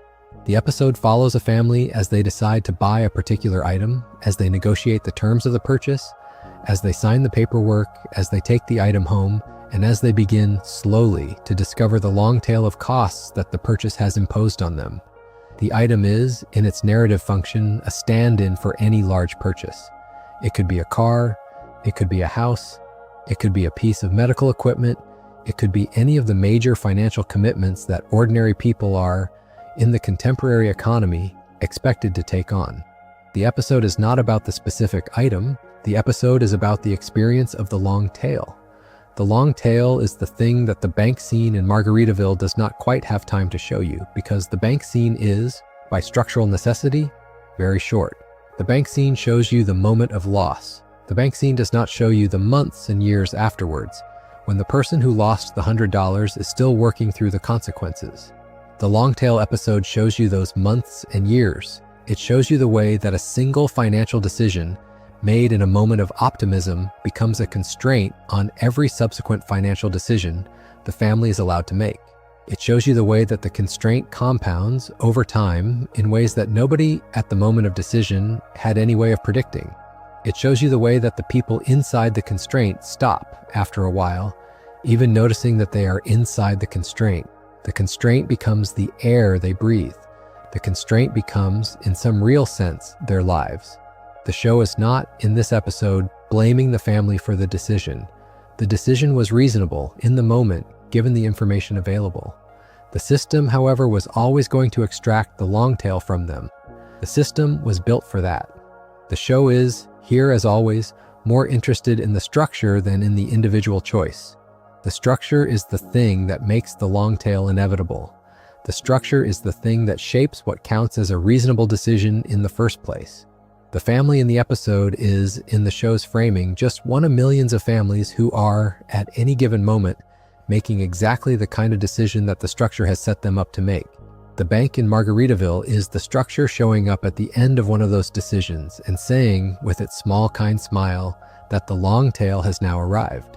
It is also worth thinking about the way the show treats the small, everyday financial humiliations that are not, in the strict sense, about banks at all. There are scenes scattered through the run of the show in which characters have to deal with overdraft fees, late payment penalties, parking fines, tax bills, insurance deductibles, repair quotes, and the long, tedious list of small charges that, in aggregate, define the financial life of a person who does not have a great deal of money. The show is careful about how it stages these scenes. The characters are not, in these scenes, presented as foolish for being in the situations they are in. The characters are presented as people who have done what the apparatus asked them to do, and who are now being asked to pay a small additional fee for some technical reason that they do not fully understand and that they do not have the energy to contest. The fees are small. The fees are individually defensible. The fees, in aggregate, are a tax that the financial system levies on the experience of being a normal person. The show notices this. The show does not always make a big deal out of it, but the show notices. The bank scene in Margaritaville is, in a way, the apex of this whole pattern. The fee in the bank scene is not small. The fee is everything. The $100 is gone. But the structure of the scene, the warm voice, the calm delivery, the absence of any meaningful explanation, the impossibility of contesting the outcome is the same structure that defines every overdraft fee and every parking fine and every late payment penalty. The bank scene is, in some sense, all of those scenes condensed into one. It is the apparatus extracting the maximum possible fee in the cleanest possible way with the warmest possible voice. It is, viewed from a certain angle, the experience of being a financial subject taken to its logical conclusion. There is something that needs to be said about the relationship between the show and the people who make it, because the show's economic thinking has always been shaped by the fact that the show's creators were, themselves, financially independent in a way that very few television writers have ever been. The creators of South Park, almost from the beginning, had a level of creative control over their show that is genuinely unusual in the history of American television. They were able to make episodes the way they wanted to make them. They were able to take on topics that other shows could not take on. They were able to maintain a particular kind of editorial freedom that is, in the contemporary television industry, extremely difficult to maintain. That freedom shaped the kinds of episodes they made. That freedom shaped the bank scene in Margaritaville, which is, when you watch it again, the kind of scene that very few other television comedies in 2009 could have aired. The scene is too direct. The scene is too uncomfortable. The scene is too willing to name something that most other shows of the period were not willing to name. The freedom to make a scene like that is itself a financial thing. The scene exists because the writers had the leverage to make it exist. This is, in a way, the show's own quiet acknowledgement that the financial system does not just shape what gets built in the world. The financial system also shapes what gets said about the financial system. The bank scene in Margaritaville is the kind of scene that you can only make if you have a particular kind of relationship to the apparatus. Most writers do not have that relationship. Most writers are, at any given moment, working inside an arrangement that would not allow them to make a scene like that, even if they wanted to. The show's creators had built, by 2009, an arrangement that did allow them to make a scene like that. The scene exists because of the arrangement. The arrangement exists because of years of negotiation, of timing, of luck, of the particular set of conditions that made South Park into the show that South Park became. The bank scene is, in that sense, a small monument to a particular kind of editorial freedom, as well as a small monument to a particular kind of financial collapse. The two things are connected. The freedom to make the scene and the failure that the scene depicts are part of the same world. There is a question that has, by this point, been hanging in the background of everything we have been talking about, and it is worth bringing it forward and addressing it directly. The question is whether the show is, in any honest sense, opposed to capitalism. The short answer is that the show is not really opposed to capitalism in any ideological way. The show has, over the years, mocked socialist characters and communist characters and capitalist characters and libertarian characters and every other category of economic believer with roughly equal venom. The show does not, on the whole, propose alternative systems. The show is, in this sense, not a political show. The show is, however, very interested in the specific patterns of harm that the current system produces, and the show is willing to describe those patterns without flinching, and the show is willing to refuse, again and again, to pretend that the patterns are not really there. This is, I think, the right way to read the bank scene in Margaritaville and the entire arc of which the bank scene is a part. The scene is not arguing that we should abolish banks. The scene is not arguing that we should nationalize them. The scene is not arguing that we should regulate them in any specific way. The scene is arguing, with the cleanest possible economy of means, that the system as it currently exists has a particular feature, and that the feature is the calm, polite, automatic destruction of ordinary people's small accumulated savings, and that this feature is worth noticing. The scene is not telling you what to do about it. The scene is just naming it. The naming is the work. The naming is, in some sense, all the work. What you do with the naming is up to you. That is, in the end, the function of all of the show's bank material, and it is the function of most of the show's economic material more broadly. The show is, at its best, a naming machine. The show takes things that are happening, that everyone can see, that nobody is quite willing to name in plain language, and the show names them. The show names them in a way that is short and sharp and easy to remember.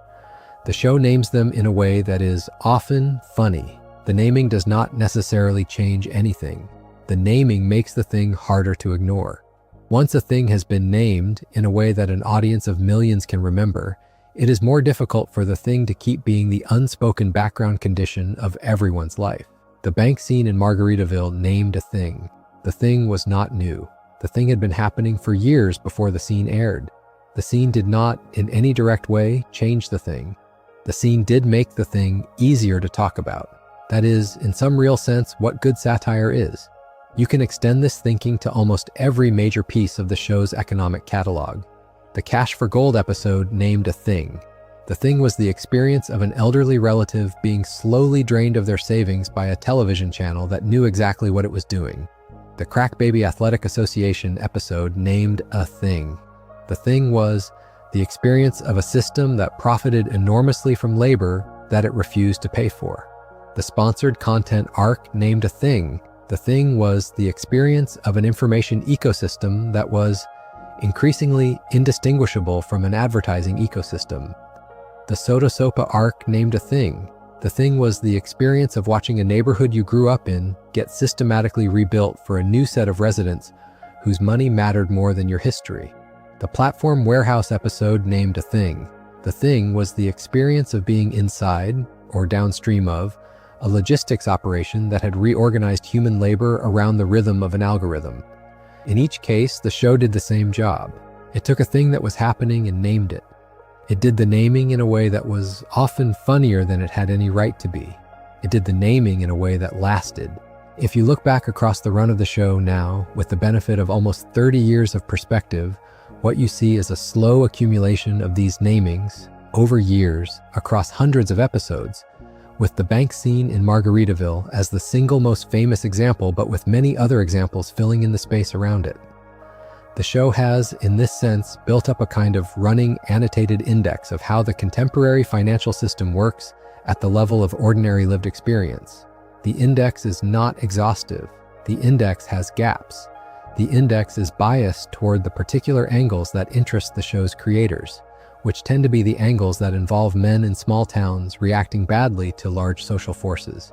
But the index is, even with its gaps and its biases, the most sustained piece of work of its kind that any television comedy has ever produced. There is no other show that has been doing this for as long, with as much consistency, with as much willingness to keep updating the catalog as the world keeps producing new variations on the same old patterns. There is one more thing worth saying, and it is the thing that I think is most important, and it is something that the show itself, in its quieter moments, has gestured toward without quite saying out loud. The bank scene in Margaritaville is funny. The scene has been treated, by the culture that has metabolized it, as a great comedy bit. The scene has been quoted, memed, reproduced, and turned into a piece of cultural shorthand for a particular kind of laughable financial misfortune. But the scene, if you watch it now, with everything the show has built around it over the intervening years, is not really very funny. The scene is, on close inspection, a kind of small horror. It is a child handing over the only money he has in the world to an adult who, with a small kind smile, tells him that the money is gone. It is the experience of trust being absorbed by a system that does not reciprocate. It is, in some real sense, the most uncomfortable scene the show has ever produced, dressed up as a joke. The joke is the wrapping, the horror is the gift. That is, I think, the truest reading of the scene and of the entire bank arc that the scene opens. The arc is the show's attempt to take the experience of being inside a contemporary financial system with all of its quiet humiliations and small daily losses and patient, polite, automated extractions, and to make that experience visible in a form that you can actually look at. The form is comedy. The form is comedy because comedy is the only form that the apparatus does not, generally, know how to defend itself against. The apparatus can hire lawyers, the apparatus can buy advertising, the apparatus can fund think tanks and op-eds and academic studies.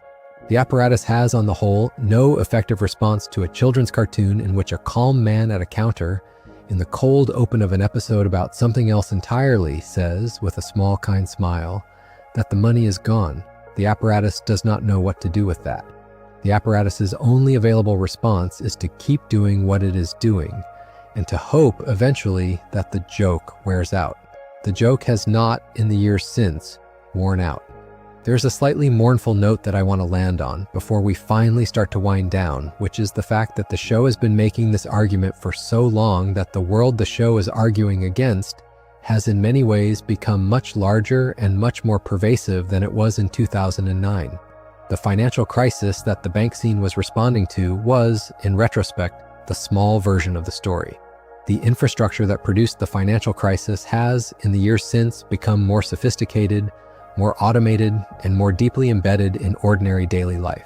The bank in Margaritaville was a recognizable physical building with a recognizable physical counter and a recognizable physical employee behind the counter. The bank that operates in 2026 is, for most ordinary people, a phone screen. There is no counter, there is no employee. There is, in many cases, nobody to ask.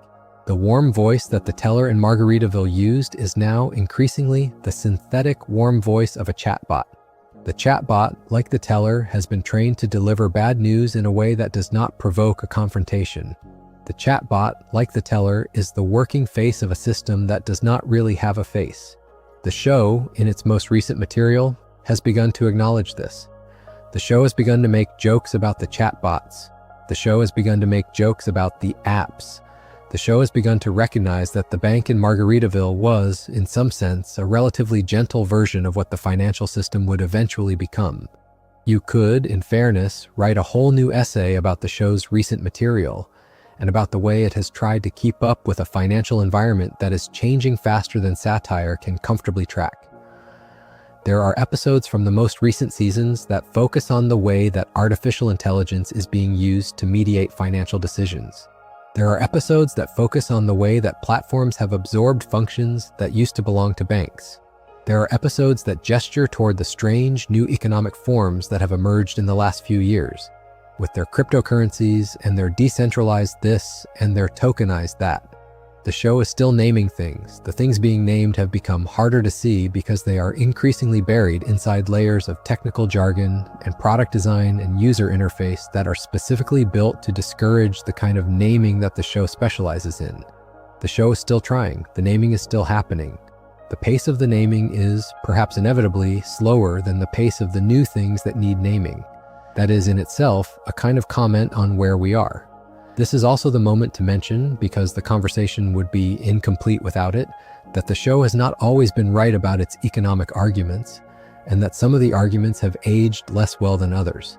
There are episodes in the show's middle period that present particular economic actors in a way that, in retrospect, looks more sympathetic than the show probably intended. There are episodes that mock particular kinds of consumer behavior in ways that, looking back, feel like they missed the larger forces that were shaping the behavior. There are episodes that take aim at particular regulators or particular institutions and that come, with hindsight, to look like the wrong target. The show is not infallible. The show has, over the years, gotten things wrong. That is the nature of doing topical satire across a 30-year run. You are going to swing at a lot of pitches. You are going to miss some of them. The fact that the bank scene in Margaritaville has held up as well as it has is partly a function of the precision of the scene and partly a function of the fact that the show, on this particular topic, happened to swing at exactly the right pitch at exactly the right moment and connected. Not every swing has been so lucky. There is a particular question that comes up sometimes when people talk about the bank scene, which is whether the scene was based on a specific real financial product that the writers were targeting, or whether the scene was a more general parody. The answer, as far as anyone has ever been able to tell, is that the scene was a general parody. The writers were not, in any narrow sense, going after money market accounts specifically. They were using the language of money market accounts because the language of money market accounts was, in 2009, one of the bits of financial vocabulary that ordinary people had recently been forced to learn. The scene is not really about money market accounts. The scene is about the experience of being a person who has recently been forced to learn a piece of financial vocabulary and who is discovering that the vocabulary does not protect them. The vocabulary was supposed to be the door through which the apparatus could be approached safely. The scene is the realization that the vocabulary is, in fact, the door through which the apparatus reaches in and takes what it wants. The teller is using the vocabulary correctly. The vocabulary, used correctly, is what made the money go away. That is one of the small craft details of the scene that I think is worth lingering on. The teller never makes a mistake. The teller never lies. The teller never says anything that is technically inaccurate. The teller uses the language of the financial system precisely as the financial system has taught him to use it. The scene is not a satire of incompetence. The scene is not a satire of fraud. The scene is a satire of competence used in the service of an indifferent structure. The teller is a good employee. The teller is a competent professional. The teller is doing the job correctly all the way to the end. The horror of the scene is that the job, done correctly, is the destruction of a child's small savings. The horror is not that the system has failed. The horror is that the system has succeeded. The boy walks out of the bank with nothing because the system worked exactly as it was designed to work. And the only person in the bank who is in a position to notice this is the teller, who has, by long professional habit, learned not to notice it out loud. This is, I think, the deepest reading of why the scene has lasted, and it is the reading that connects the scene most directly to the rest of the show's broader economic argument. The bank scene is not about a malfunction. The bank scene is about a function. The function is the patient, polite, automated movement of small amounts of money out of the pockets of ordinary people and into the larger flows of capital that the apparatus exists to maintain. The function is happening in some form all the time. The function is most of what the financial system actually does. The dramatic moments, the bailouts and the crashes and the bankruptcies are the parts of the function that get noticed. The rest of the function, the slow, patient, continuous work of moving small amounts of money, happens in fluorescent lit rooms with marble counters and warm-voiced employees, and it does not get noticed because the apparatus has been built with great care to ensure that it does not get noticed. The bank scene is the apparatus accidentally getting noticed in a single moment by an audience of millions because a cartoon child happened to wander into the wrong fluorescent lit room. There are a few small recurring motifs in the show that play with this idea in ways that are worth flagging briefly before we close. There is, for instance, the recurring presence of checks as objects. The boy at the bank counter is holding a check. The check has a particular set of associations. It is, in some sense, an old-fashioned object. It is paper. It is signed. It has the name of the person who wrote it on it. It is, in form, a kind of personal promise. The teller takes the check. The teller does not break the check. The teller does something more abstract. The teller converts the check, the personal promise, into a number on a screen, and then the number on the screen disappears. The personal promise becomes data, and the data becomes nothing. The show has, throughout its run, used checks as a kind of visual shorthand for the older, slower, more personal version of finance that the new financial system has been steadily replacing. There is a wistfulness about this. The wistfulness is not nostalgic exactly. The wistfulness is more like the wistfulness you might feel about a slightly outdated tool. The check belonged to a world in which money was something that one person handed to another person, in person, with a name and a date and a signature. The bank in Margaritaville is the institution that takes that older form of money and converts it, in front of you, into the newer form of money that does not have a name or a date or a signature on it. The conversion is the moment when the older world meets the newer world. The newer world wins. There is something poignant about the fact that the boy in the bank scene is holding a check from his grandmother. The grandmother is, in the show's brief framing, the source of the money. The grandmother is, by implication, somebody who saved the $100 over time, who decided to give it to her grandson as a gift, who wrote out the check in her own hand. The check is, in some sense, a small physical artifact of an entire life of small financial decisions. The boy walks into the bank and hands over the check, and the check, with everything it represents, is converted in one beat into the number that the teller has decided is gone. The grandmother is not in the scene. The grandmother is not given a line of dialogue. The grandmother is present only as a piece of information that the audience knows about. But the grandmother is, I think, the unspoken weight of the scene. The scene is not just about the boy. The scene is about everything the check had behind it. The bank teller has, in his one calm sentence, told the boy that the grandmother's lifetime of small, careful decisions has, in some final sense, amounted to nothing. The scene is, when you put it that way, much heavier than the joke admits. There is one more piece of the bank scene that is worth mentioning because it does not get talked about very often, and it is the way the scene ends. The scene does not end with the boy in tears. The scene does not end with the boy demanding to see a manager. The scene does not end with a satisfying confrontation. The scene ends more or less with the boy walking away. The teller turns to the next person in line. The teller delivers the same line to the next person in line. The scene cuts away to the next part of the episode. The bank, in the scene's own internal logic, is fine. The bank's day is going to continue. The teller is going to keep telling people that their money is gone, and most of them are going to walk away the same way the boy walked away. There is no climactic confrontation because the scene is structurally not a confrontation. It is a transaction. The transaction has been completed. Everyone has done what they were supposed to do. The scene moves on. This, I think, is the part of the scene that has the deepest cumulative effect on the audience over time. The scene refuses to deliver the catharsis that most comedy scenes deliver. The scene refuses to give you the moment of triumph, the moment of revenge, the moment of moral victory. The scene gives you, instead, the moment of resignation. The boy walks away, the bank wins, the system continues. There is no satisfying ending. There is just the next person in line. The audience watching the scene in 2009 was being given a small, bitter mirror of the actual ending of the actual financial crisis that they were living through. There was no satisfying ending to that crisis either. The bailouts happened, the banks survived, the losses fell in various uneven ways on a wide range of ordinary people.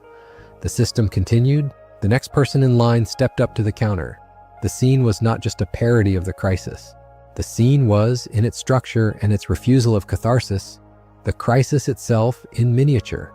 You can watch the scene now with the perspective of more than a decade and a half and notice that it has not aged. The scene could have been made yesterday. The scene could be made tomorrow. The structure of the scene, with its boy and its teller and its screen and its calm voice and its absence of catharsis, is the structure of the experience of being a financial subject in the contemporary economy, and the structure has not really changed since 2009. The names of the products have changed. The names of the companies have changed. The interfaces have changed. The structure underneath the names and the interfaces has, on the whole, remained roughly the same. The show, in making the scene, was naming something durable. The thing being named has continued to be durable. The scene has continued to be relevant. There is something both impressive and a little sad about that. There is one final piece of context that I want to mention, briefly, because it is something the show itself has rarely discussed, but that hangs in the background of everything we have been talking about. By most accounts, when the show's creators have been asked about the bank scene over the years, their responses have stayed modest. As far as fans have pieced together, they have not claimed that the scene was meant to be a definitive statement about the financial crisis. The general read is that the scene was an attempt to make a joke about something that was on everyone's mind, and that the joke ended up working in a way that surprised the people who made it. That is, I think, one of the marks of really good satire. The people who make it do not always know in the moment that they are making something that will last. They are trying to land a joke. They get the joke right. The joke turns out to have a structure that the people who made it did not entirely intend. The structure does work that the people who made it did not entirely plan for. The scene becomes bigger than the episode. The episode becomes bigger than the season. The season becomes bigger than the show. The show, looking back at itself, finds that it has, almost by accident, produced a small cultural monument. The bank in Margaritaville is, in some real sense, that kind of accidental monument. The writers made a joke. The joke worked. The joke kept working. The joke is still working. Most jokes do not get to do that. Let us spend a little time before we close on the broader question of how the show's bank arc fits into the larger arc of American comedy on the subject of money. There is a long tradition, going back well before South Park, of American comedy taking on the financial system. There are sitcoms from the 1970s and 1980s that have entire episodes about characters being denied loans, dealing with collection agencies, getting tangled up in bad investments. There are sketch shows that have produced famous bits about used car salesmen, about insurance adjusters, about the various small professional categories that exist at the friction points between ordinary people and large institutions. There is, in stand-up comedy, an entire established vocabulary for talking about debt, about credit cards, about the indignities of dealing with the institutions that hold your money. The show is not, in any sense, the first comedy to notice that the financial system is a rich vein of material. The show is, however, the comedy that has done the most sustained and most structurally minded work on the topic. The reason the show is able to do this is, I think, partly a function of its format. A long-running animated show with an established cast of recurring characters has the ability to develop themes across decades in a way that a sketch show or a stand-up routine simply cannot. The bank scene in Margaritaville does not have to do all of the work by itself, because the show has, over the years, built a whole context in which the scene can land. The audience watching the scene already knows who Stan is. The audience watching the scene already knows who his family is. The audience watching the scene already has years of accumulated information about how the town of South Park works, who the various recurring characters are, how money tends to flow through the town's social structure. The scene is short because the scene can be short. The scene does not have to introduce anything. The scene can hand you a single image and trust that you will fill in the rest from years of accumulated context. That is a structural advantage that almost no other form of comedy has access to. The show has used the advantage well.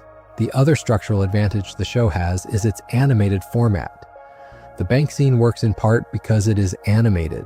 A live-action version of the same scene would, almost inevitably, be a less effective scene. A live-action teller would have to be played by a specific actor, with a specific face, with a specific set of unintended associations. The animated teller is, in his deliberate flatness, more universal. He is every teller. He is the teller. He is the function rather than the person. The boy at the counter is similarly more universal because he is animated. He is not a specific child actor with a specific set of mannerisms. He is the child. He is the audience. The animation strips away the specifics and leaves the structure, and the structure is what makes the scene last. There's a reason that the most enduring critical satire on the financial system over the last several decades has so often been produced in animated formats. The animation is not incidental. The animation is part of how the satire works. This is why I think the show has been able to keep producing this kind of material for as long as it has, and why the bank scene specifically has had the kind of cultural reach that it has had. The combination of long-form serial development, an established roster of recurring characters, the structural flexibility of animation, and a creative team that has, for whatever reason, been allowed to maintain editorial control over its own work, has produced a piece of cultural infrastructure that did not previously exist. The show is, at this point, a kind of accumulated archive of how the contemporary American economy has felt. From the inside, over the last 30 years, the archive is not complete. The archive is biased. The archive has gaps. But the archive is the largest single archive of its kind that any television comedy has ever produced. And the bank scene is one of the most visible single entries in the archive. And the bank scene is going to keep being visible for a long time. I want to return near the end here to the small physical details of the scene because they are the things that I think make the scene work, and they are the things that often get lost in the general discussion of what the scene means. The teller's name tag, the plastic pen on the chain, the beige carpet, the fluorescent lights, the polite line of customers waiting their turn, the completely ordinary architecture of a small-town American bank.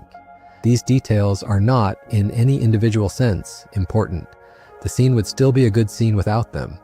But the cumulative effect of the details is, I think, part of what gives the scene its particular emotional weight. The scene is happening in a place that you have been. The scene is happening in a place that everyone has been.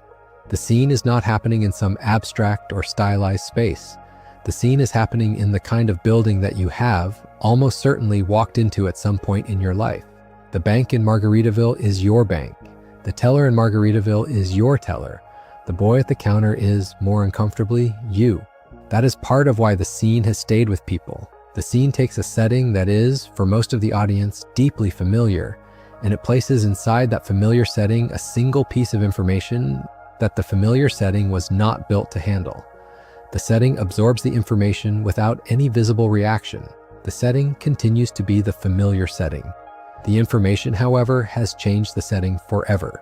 You cannot, after watching the scene, walk into a small town bank quite the same way again. The setting and the information have become, in your memory, permanently attached. That is, in a small way, what good comedy does. It attaches new information to old settings in a way that you cannot reverse. There is a kind of comedy that wants to be forgotten as soon as you have laughed at it. The joke lands, the audience laughs, the joke does its work, and then the joke can fade away. Most comedy is of this kind. There is another kind of comedy, much rarer, that wants to be remembered. that is built to stay attached to the things it is about, that wants to become part of the way you see the world. The bank scene in Margaritaville is of the second kind. The scene wants you to remember it. The scene wants you to think about it the next time you walk into a bank. The scene wants you to carry it with you. The scene has, by all available evidence, succeeded. People do remember it. People do think about it. People do carry it with them. The scene has become part of the way that an enormous number of people see, or fail to see, or refuse to see, the institutions that hold their money. That is a real cultural achievement, and it belongs to a children's animated comedy that, by most accounts, was made by a small team of people in a hurry, in the spring of 2009, trying to land a joke about something that was, at that moment, on everyone's mind. Before we land the outro, I want to offer a final thought about what the bank scene and the larger bank arc have to say about the experience of being a person in an economy that is not really designed for you. The show, throughout the arc, has been making a particular argument about what that experience feels like. The argument is that the experience feels like being processed. The experience feels like being a small piece of information that a larger system is moving from one place to another. The experience feels like being recognized by the system only insofar as you can be useful to the system, and like being ignored by the system the moment you stop being useful. The experience feels like being told in many small ways every day that the things you care about are not the things the system cares about, and that the system is not going to adjust to accommodate the things you care about because the system is much larger than you and has many more things to worry about. The bank scene gives all of this a single image. The image is the teller saying that the money is gone. The image is everything else by implication. This is, I think, the reason that the scene has resonated so widely and the reason that the show's broader bank arc has continued to land for as long as it has. The experience that the scene names is, by now, an extremely widely shared experience. Almost everyone has, at some point, had the experience of being told by a system, in a kind voice, that something they cared about is not going to happen. Almost everyone has had the experience of being told that their request is not the kind of request the system handles, that their case is not the kind of case the system reviews, that their money is not the kind of money the system protects. The experience is, in some real sense, the dominant emotional texture of being a financial subject in the contemporary economy. The show, with its instinct for naming, has been one of the few cultural institutions willing to name the texture in plain language, and to do it consistently across decades in a way that the audience can recognize. The bank scene in Margaritaville is, in this final reading, the show's contribution to a much older project, which is the project of finding ways to talk about how it actually feels to live inside an economic system that has, on the whole, no particular interest in how its individual subjects feel. The project has been going on for a very long time.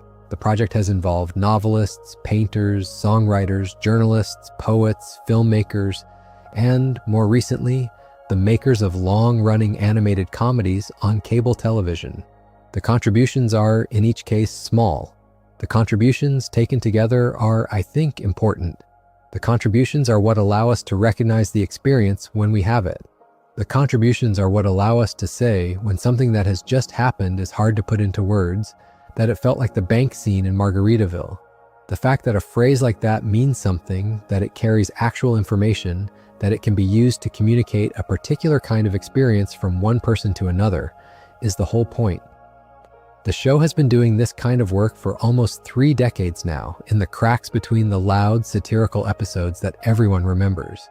The loud, satirical episodes are, in many ways, the easiest part of the show to talk about. The cumulative, quiet work that the show has done, in scenes like the one we have been talking about, is harder to summarize, but, I think, the more important achievement. The bank scene is the single clearest example of that quieter work. The scene is short. The scene is precise. The scene does not announce itself. The scene does the work, lands the joke, and moves on.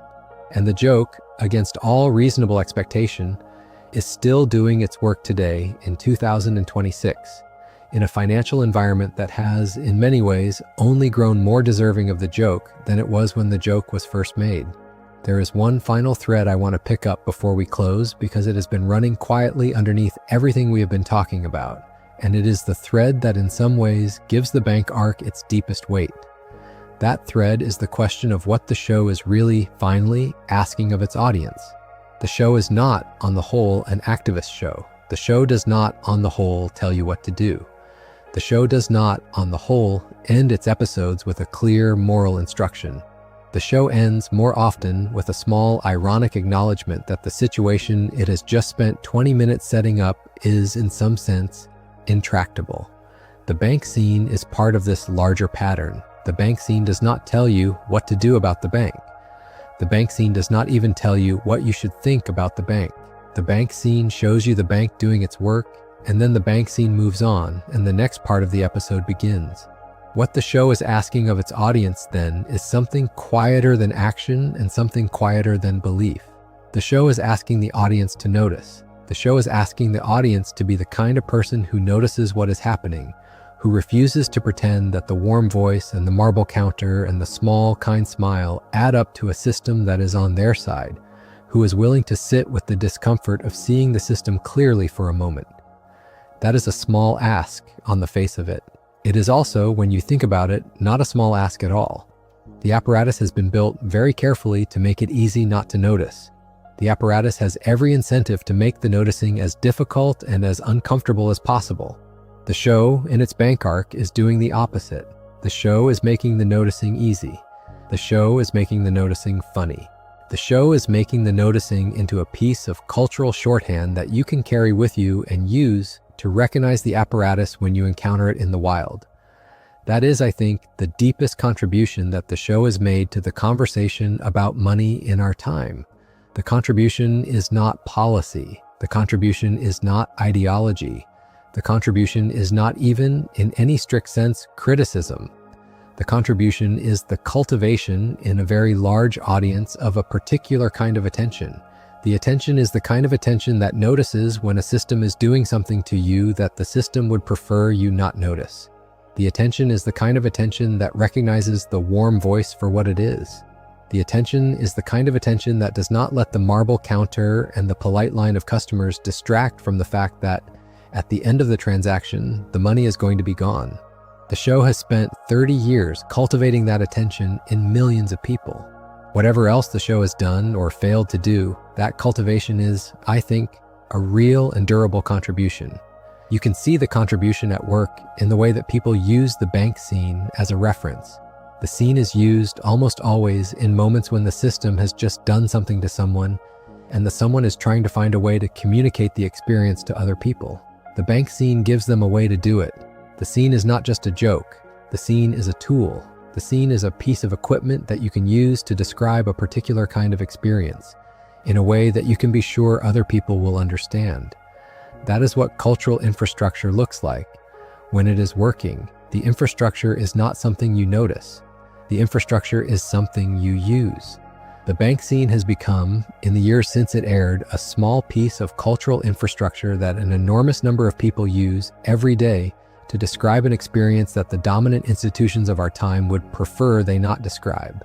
The infrastructure is, in some real sense, a public good. The show, almost by accident, produced a public good. That is not nothing.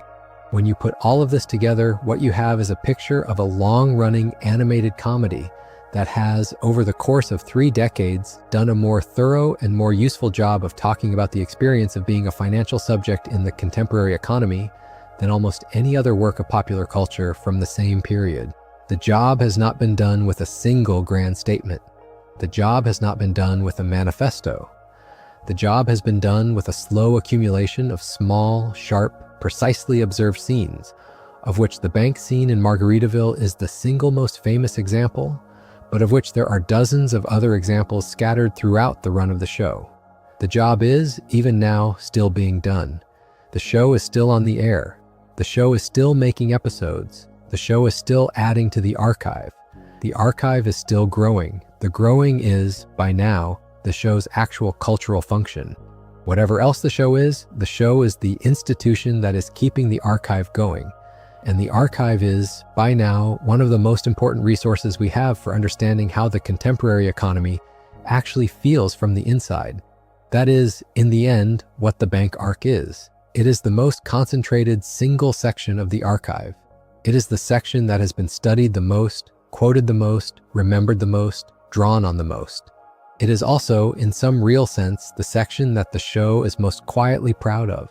The show, in its various interviews and commentaries and recurring references over the years, has come back to the bank arc more often than to almost any other piece of its own catalog. The show knows what it has. The show is not, by any means, the most modest show in the world, but the show has the kind of accurate self-awareness that recognizes when one of its scenes has, for whatever reason, transcended the rest of the catalog. The bank scene is one of those scenes. The show knows it. The show by now treats the scene as a kind of internal touchstone, a thing to refer back to when it is trying to make a similar point in a different context. The scene is, in some sense, the show's own favorite scene. That is a small thing. It is also, I think, a real thing. So let us finally sit with the scene one more time. The boy walks into the bank. The bank is fluorescent lit. The teller is polite. The boy hands over the check. The teller takes the check. The teller types into the computer. The teller looks at the screen. The teller looks back at the boy. The teller says that the money is gone. The boy asks for clarification. The teller offers a calm, technically accurate explanation. The boy is upset. The teller is sympathetic. The teller is also, in the next moment, ready to help the next person in line. The scene cuts away. The episode continues. The town, after a while, builds a small religion around the experience of having been processed by the system. A boy is eventually conscripted into taking on the town's collective debt. The town returns, more or less, to normal. The bank, in the background of all of this, continues to be the bank. The teller continues to be the teller. The next person in line continues to walk up to the counter. The system continues to do what the system has been doing for the entire history of the show, and for the entire history of the country the show is from, and for the entire history of the world that the country is part of. The system continues. The naming continues. The scene continues, in cultural memory, to be a tool you can use to describe what the system continues to be doing. That is, for whatever it is worth, the thing the show has built. That is the thing that, after 30 years, and however many seasons, and however many episodes, and however many small, careful scenes, has been left behind, sitting in the cultural commons available to anyone who wants to use it. The bank in Margaritaville is, in the end, a small public utility. The show built it. You are free to use it. Most of us already do. You can pick up the scene now and place it almost anywhere in the contemporary economy and have it still fit. You can place it next to a story about a pension fund collapse and the scene fits. You can place it next to a story about a fintech app that has just told a user that their balance is unrecoverable and the scene fits. You can place it next to a story about a small business that has just been informed that its lender is no longer in the lending business and the scene fits. You can place it next to a story about a streaming service that has just removed a piece of media that the user had paid for and the scene fits. You can place it next to a story about a digital wallet that has just been frozen and the scene fits. The scene fits in all of these places because the scene is not really about any one of them in particular. The scene is about the underlying experience that all of them share, which is the experience of being told in a calm voice that the thing you were promised is no longer the thing that exists. The scene captured that experience early. The scene captured that experience precisely. The scene continues to capture the experience now in forms that the writers in 2009 could not have specifically predicted, because the underlying experience has stayed the same even as the surface forms have changed. This is, I suppose, the reason that a video like this one can exist at all. The bank scene has produced enough downstream cultural work that you can, decades after the original airing, spend several hours just talking about the scene and the world it opened up. The scene has earned that kind of attention. The scene has earned the right to be picked apart, examined, contextualized, placed in relation to the larger arc of the show and the larger arc of the economy and the larger arc of comedy itself. The scene rewards the attention. The scene gets richer the more you look at it. The scene's apparent simplicity, the small kind smile and the calm sentence and the boy walking out, is itself a piece of craft.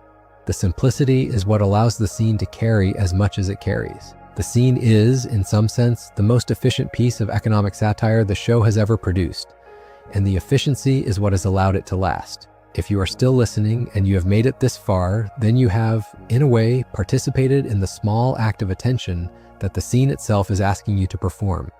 You have spent your evening sitting with a children's cartoon and the financial system that the cartoon, almost by accident, named more clearly than anyone else has named it. You have allowed the scene to do its work on you. You have let the bank in Margaritaville become, in your own memory, a slightly more vivid and slightly more useful object than it was when the evening started. That is, I think, all the show has ever really asked of its audience. Pay attention. Notice what is happening. Recognize the warm voice for what the warm voice is. Remember the scene the next time you walk into a building with a marble counter, or open an app that holds your money, or click the button that confirms a transaction whose terms you did not quite read. The system is going to keep doing what the system does. You will not by yourself be able to stop it. You can, however, at least know what it is doing, and that knowing is, in a small way, a kind of freedom. The boy in the bank scene did not have that freedom. He did not know what the system was. He found out, in one calm sentence, in the worst possible way. The audience watching the scene has the chance to know it before the calm sentence is delivered to them personally. That is, in the end, the small and durable gift that the scene has given the culture, and that the culture, in its own small and durable way, has accepted. There is a small grace note worth landing on before the outro begins, which is that the bank scene's continued usefulness depends, more than anything else, on the audience's willingness to keep using it. A piece of cultural shorthand only stays alive for as long as people keep deploying it. The bank scene has, by now, been deployed by an enormous number of people over a long stretch of years, in conversations and comment sections and shared messages and casual references and the small, everyday discussions that make up the texture of a culture's working life. Every time someone watches the apparatus do its work and reaches for the scene as a way of describing what they just saw, the scene gets renewed for another little while. The scene has been renewed, by now, many millions of times. The renewals are the reason the scene has lasted. The renewals are the reason the scene is, right now, still part of how people talk about money. The show made the scene. The audience kept the scene alive. The two facts together are why the scene is still here. If you take the long view, looking back across the entire bank arc, what you see is something like a quiet conversation between a show and its audience that has lasted for almost 3 decades and that has, over those decades, slowly built up a shared vocabulary for talking about a particular kind of contemporary experience. The vocabulary did not exist when the conversation started. The vocabulary is, by now, dense and useful and widely shared. The bank scene is the most famous entry in the vocabulary. The other entries we have talked about, the cable company scenes and the gentrification arc and the warehouse episode and the long to Greedy Farm storyline and the cash for gold supply chain and the crack baby athletic association satire and the 1% inversion and all of the smaller moments scattered through the run are also entries in the vocabulary. The whole catalog taken together is the show's accumulated work on this topic. The whole catalog is, by now, part of the way that an enormous number of people see or try to see the financial system they live inside. That is a real thing the show has done. That is a real cultural achievement. And that is the achievement we have been describing in one form or another for the whole length of this video, which is now coming gently to its end. So let us zoom out one last time and try to land where this all leaves us. South Park is, in some final accounting, a show about a small town in the middle of a very large country, populated by a small set of recurring characters who have, over the course of almost 30 years, lived through every kind of contemporary American experience that the writers could think of, and a few that they probably could not have predicted. The financial side of that experience has been one of the show's most consistent through lines. The bank scene in Margaritaville is the brightest single thing on the through line. The moment when the show's quiet work on this topic crystallized into a single image that the wider culture took and carried away with it. The rest of the through line is the supporting structure that makes the brightest thing make sense. The whole structure, taken together, is the show's contribution to how we think about money in our time. The contribution is, like most cultural contributions, not perfectly neat and not perfectly complete and not perfectly free of its own contradictions. The contribution is, however, real. It is here. We use it. We will keep using it. it will still be here after the show eventually is no longer being made. That is, in some way that is hard to quantify, but easy to feel. A genuinely beautiful thing for a comedy to have done. When you eventually fall asleep to videos like this one, what you are doing is, in some small way, weaving the things you have heard into the kind of background knowledge that you carry into your next day. The bank scene was always already in your background knowledge if you have spent any time in the last decade and a half on the internet. Now it is, perhaps, a slightly more articulated part of that background knowledge. It is connected, in your memory, to the larger arc of the show and to the larger story of how the contemporary economy treats the people who live inside it. The connection is small. The connection is real. The connection will be there tomorrow when you walk past a bank, or open an app, or click a button, or sign your name to something. The connection will be there for as long as the experience the scene names continues to be the experience that the apparatus delivers to its subjects, which is, by every available indication, going to be a long time. If you enjoyed the video, make sure to subscribe and I'll see you in the next one.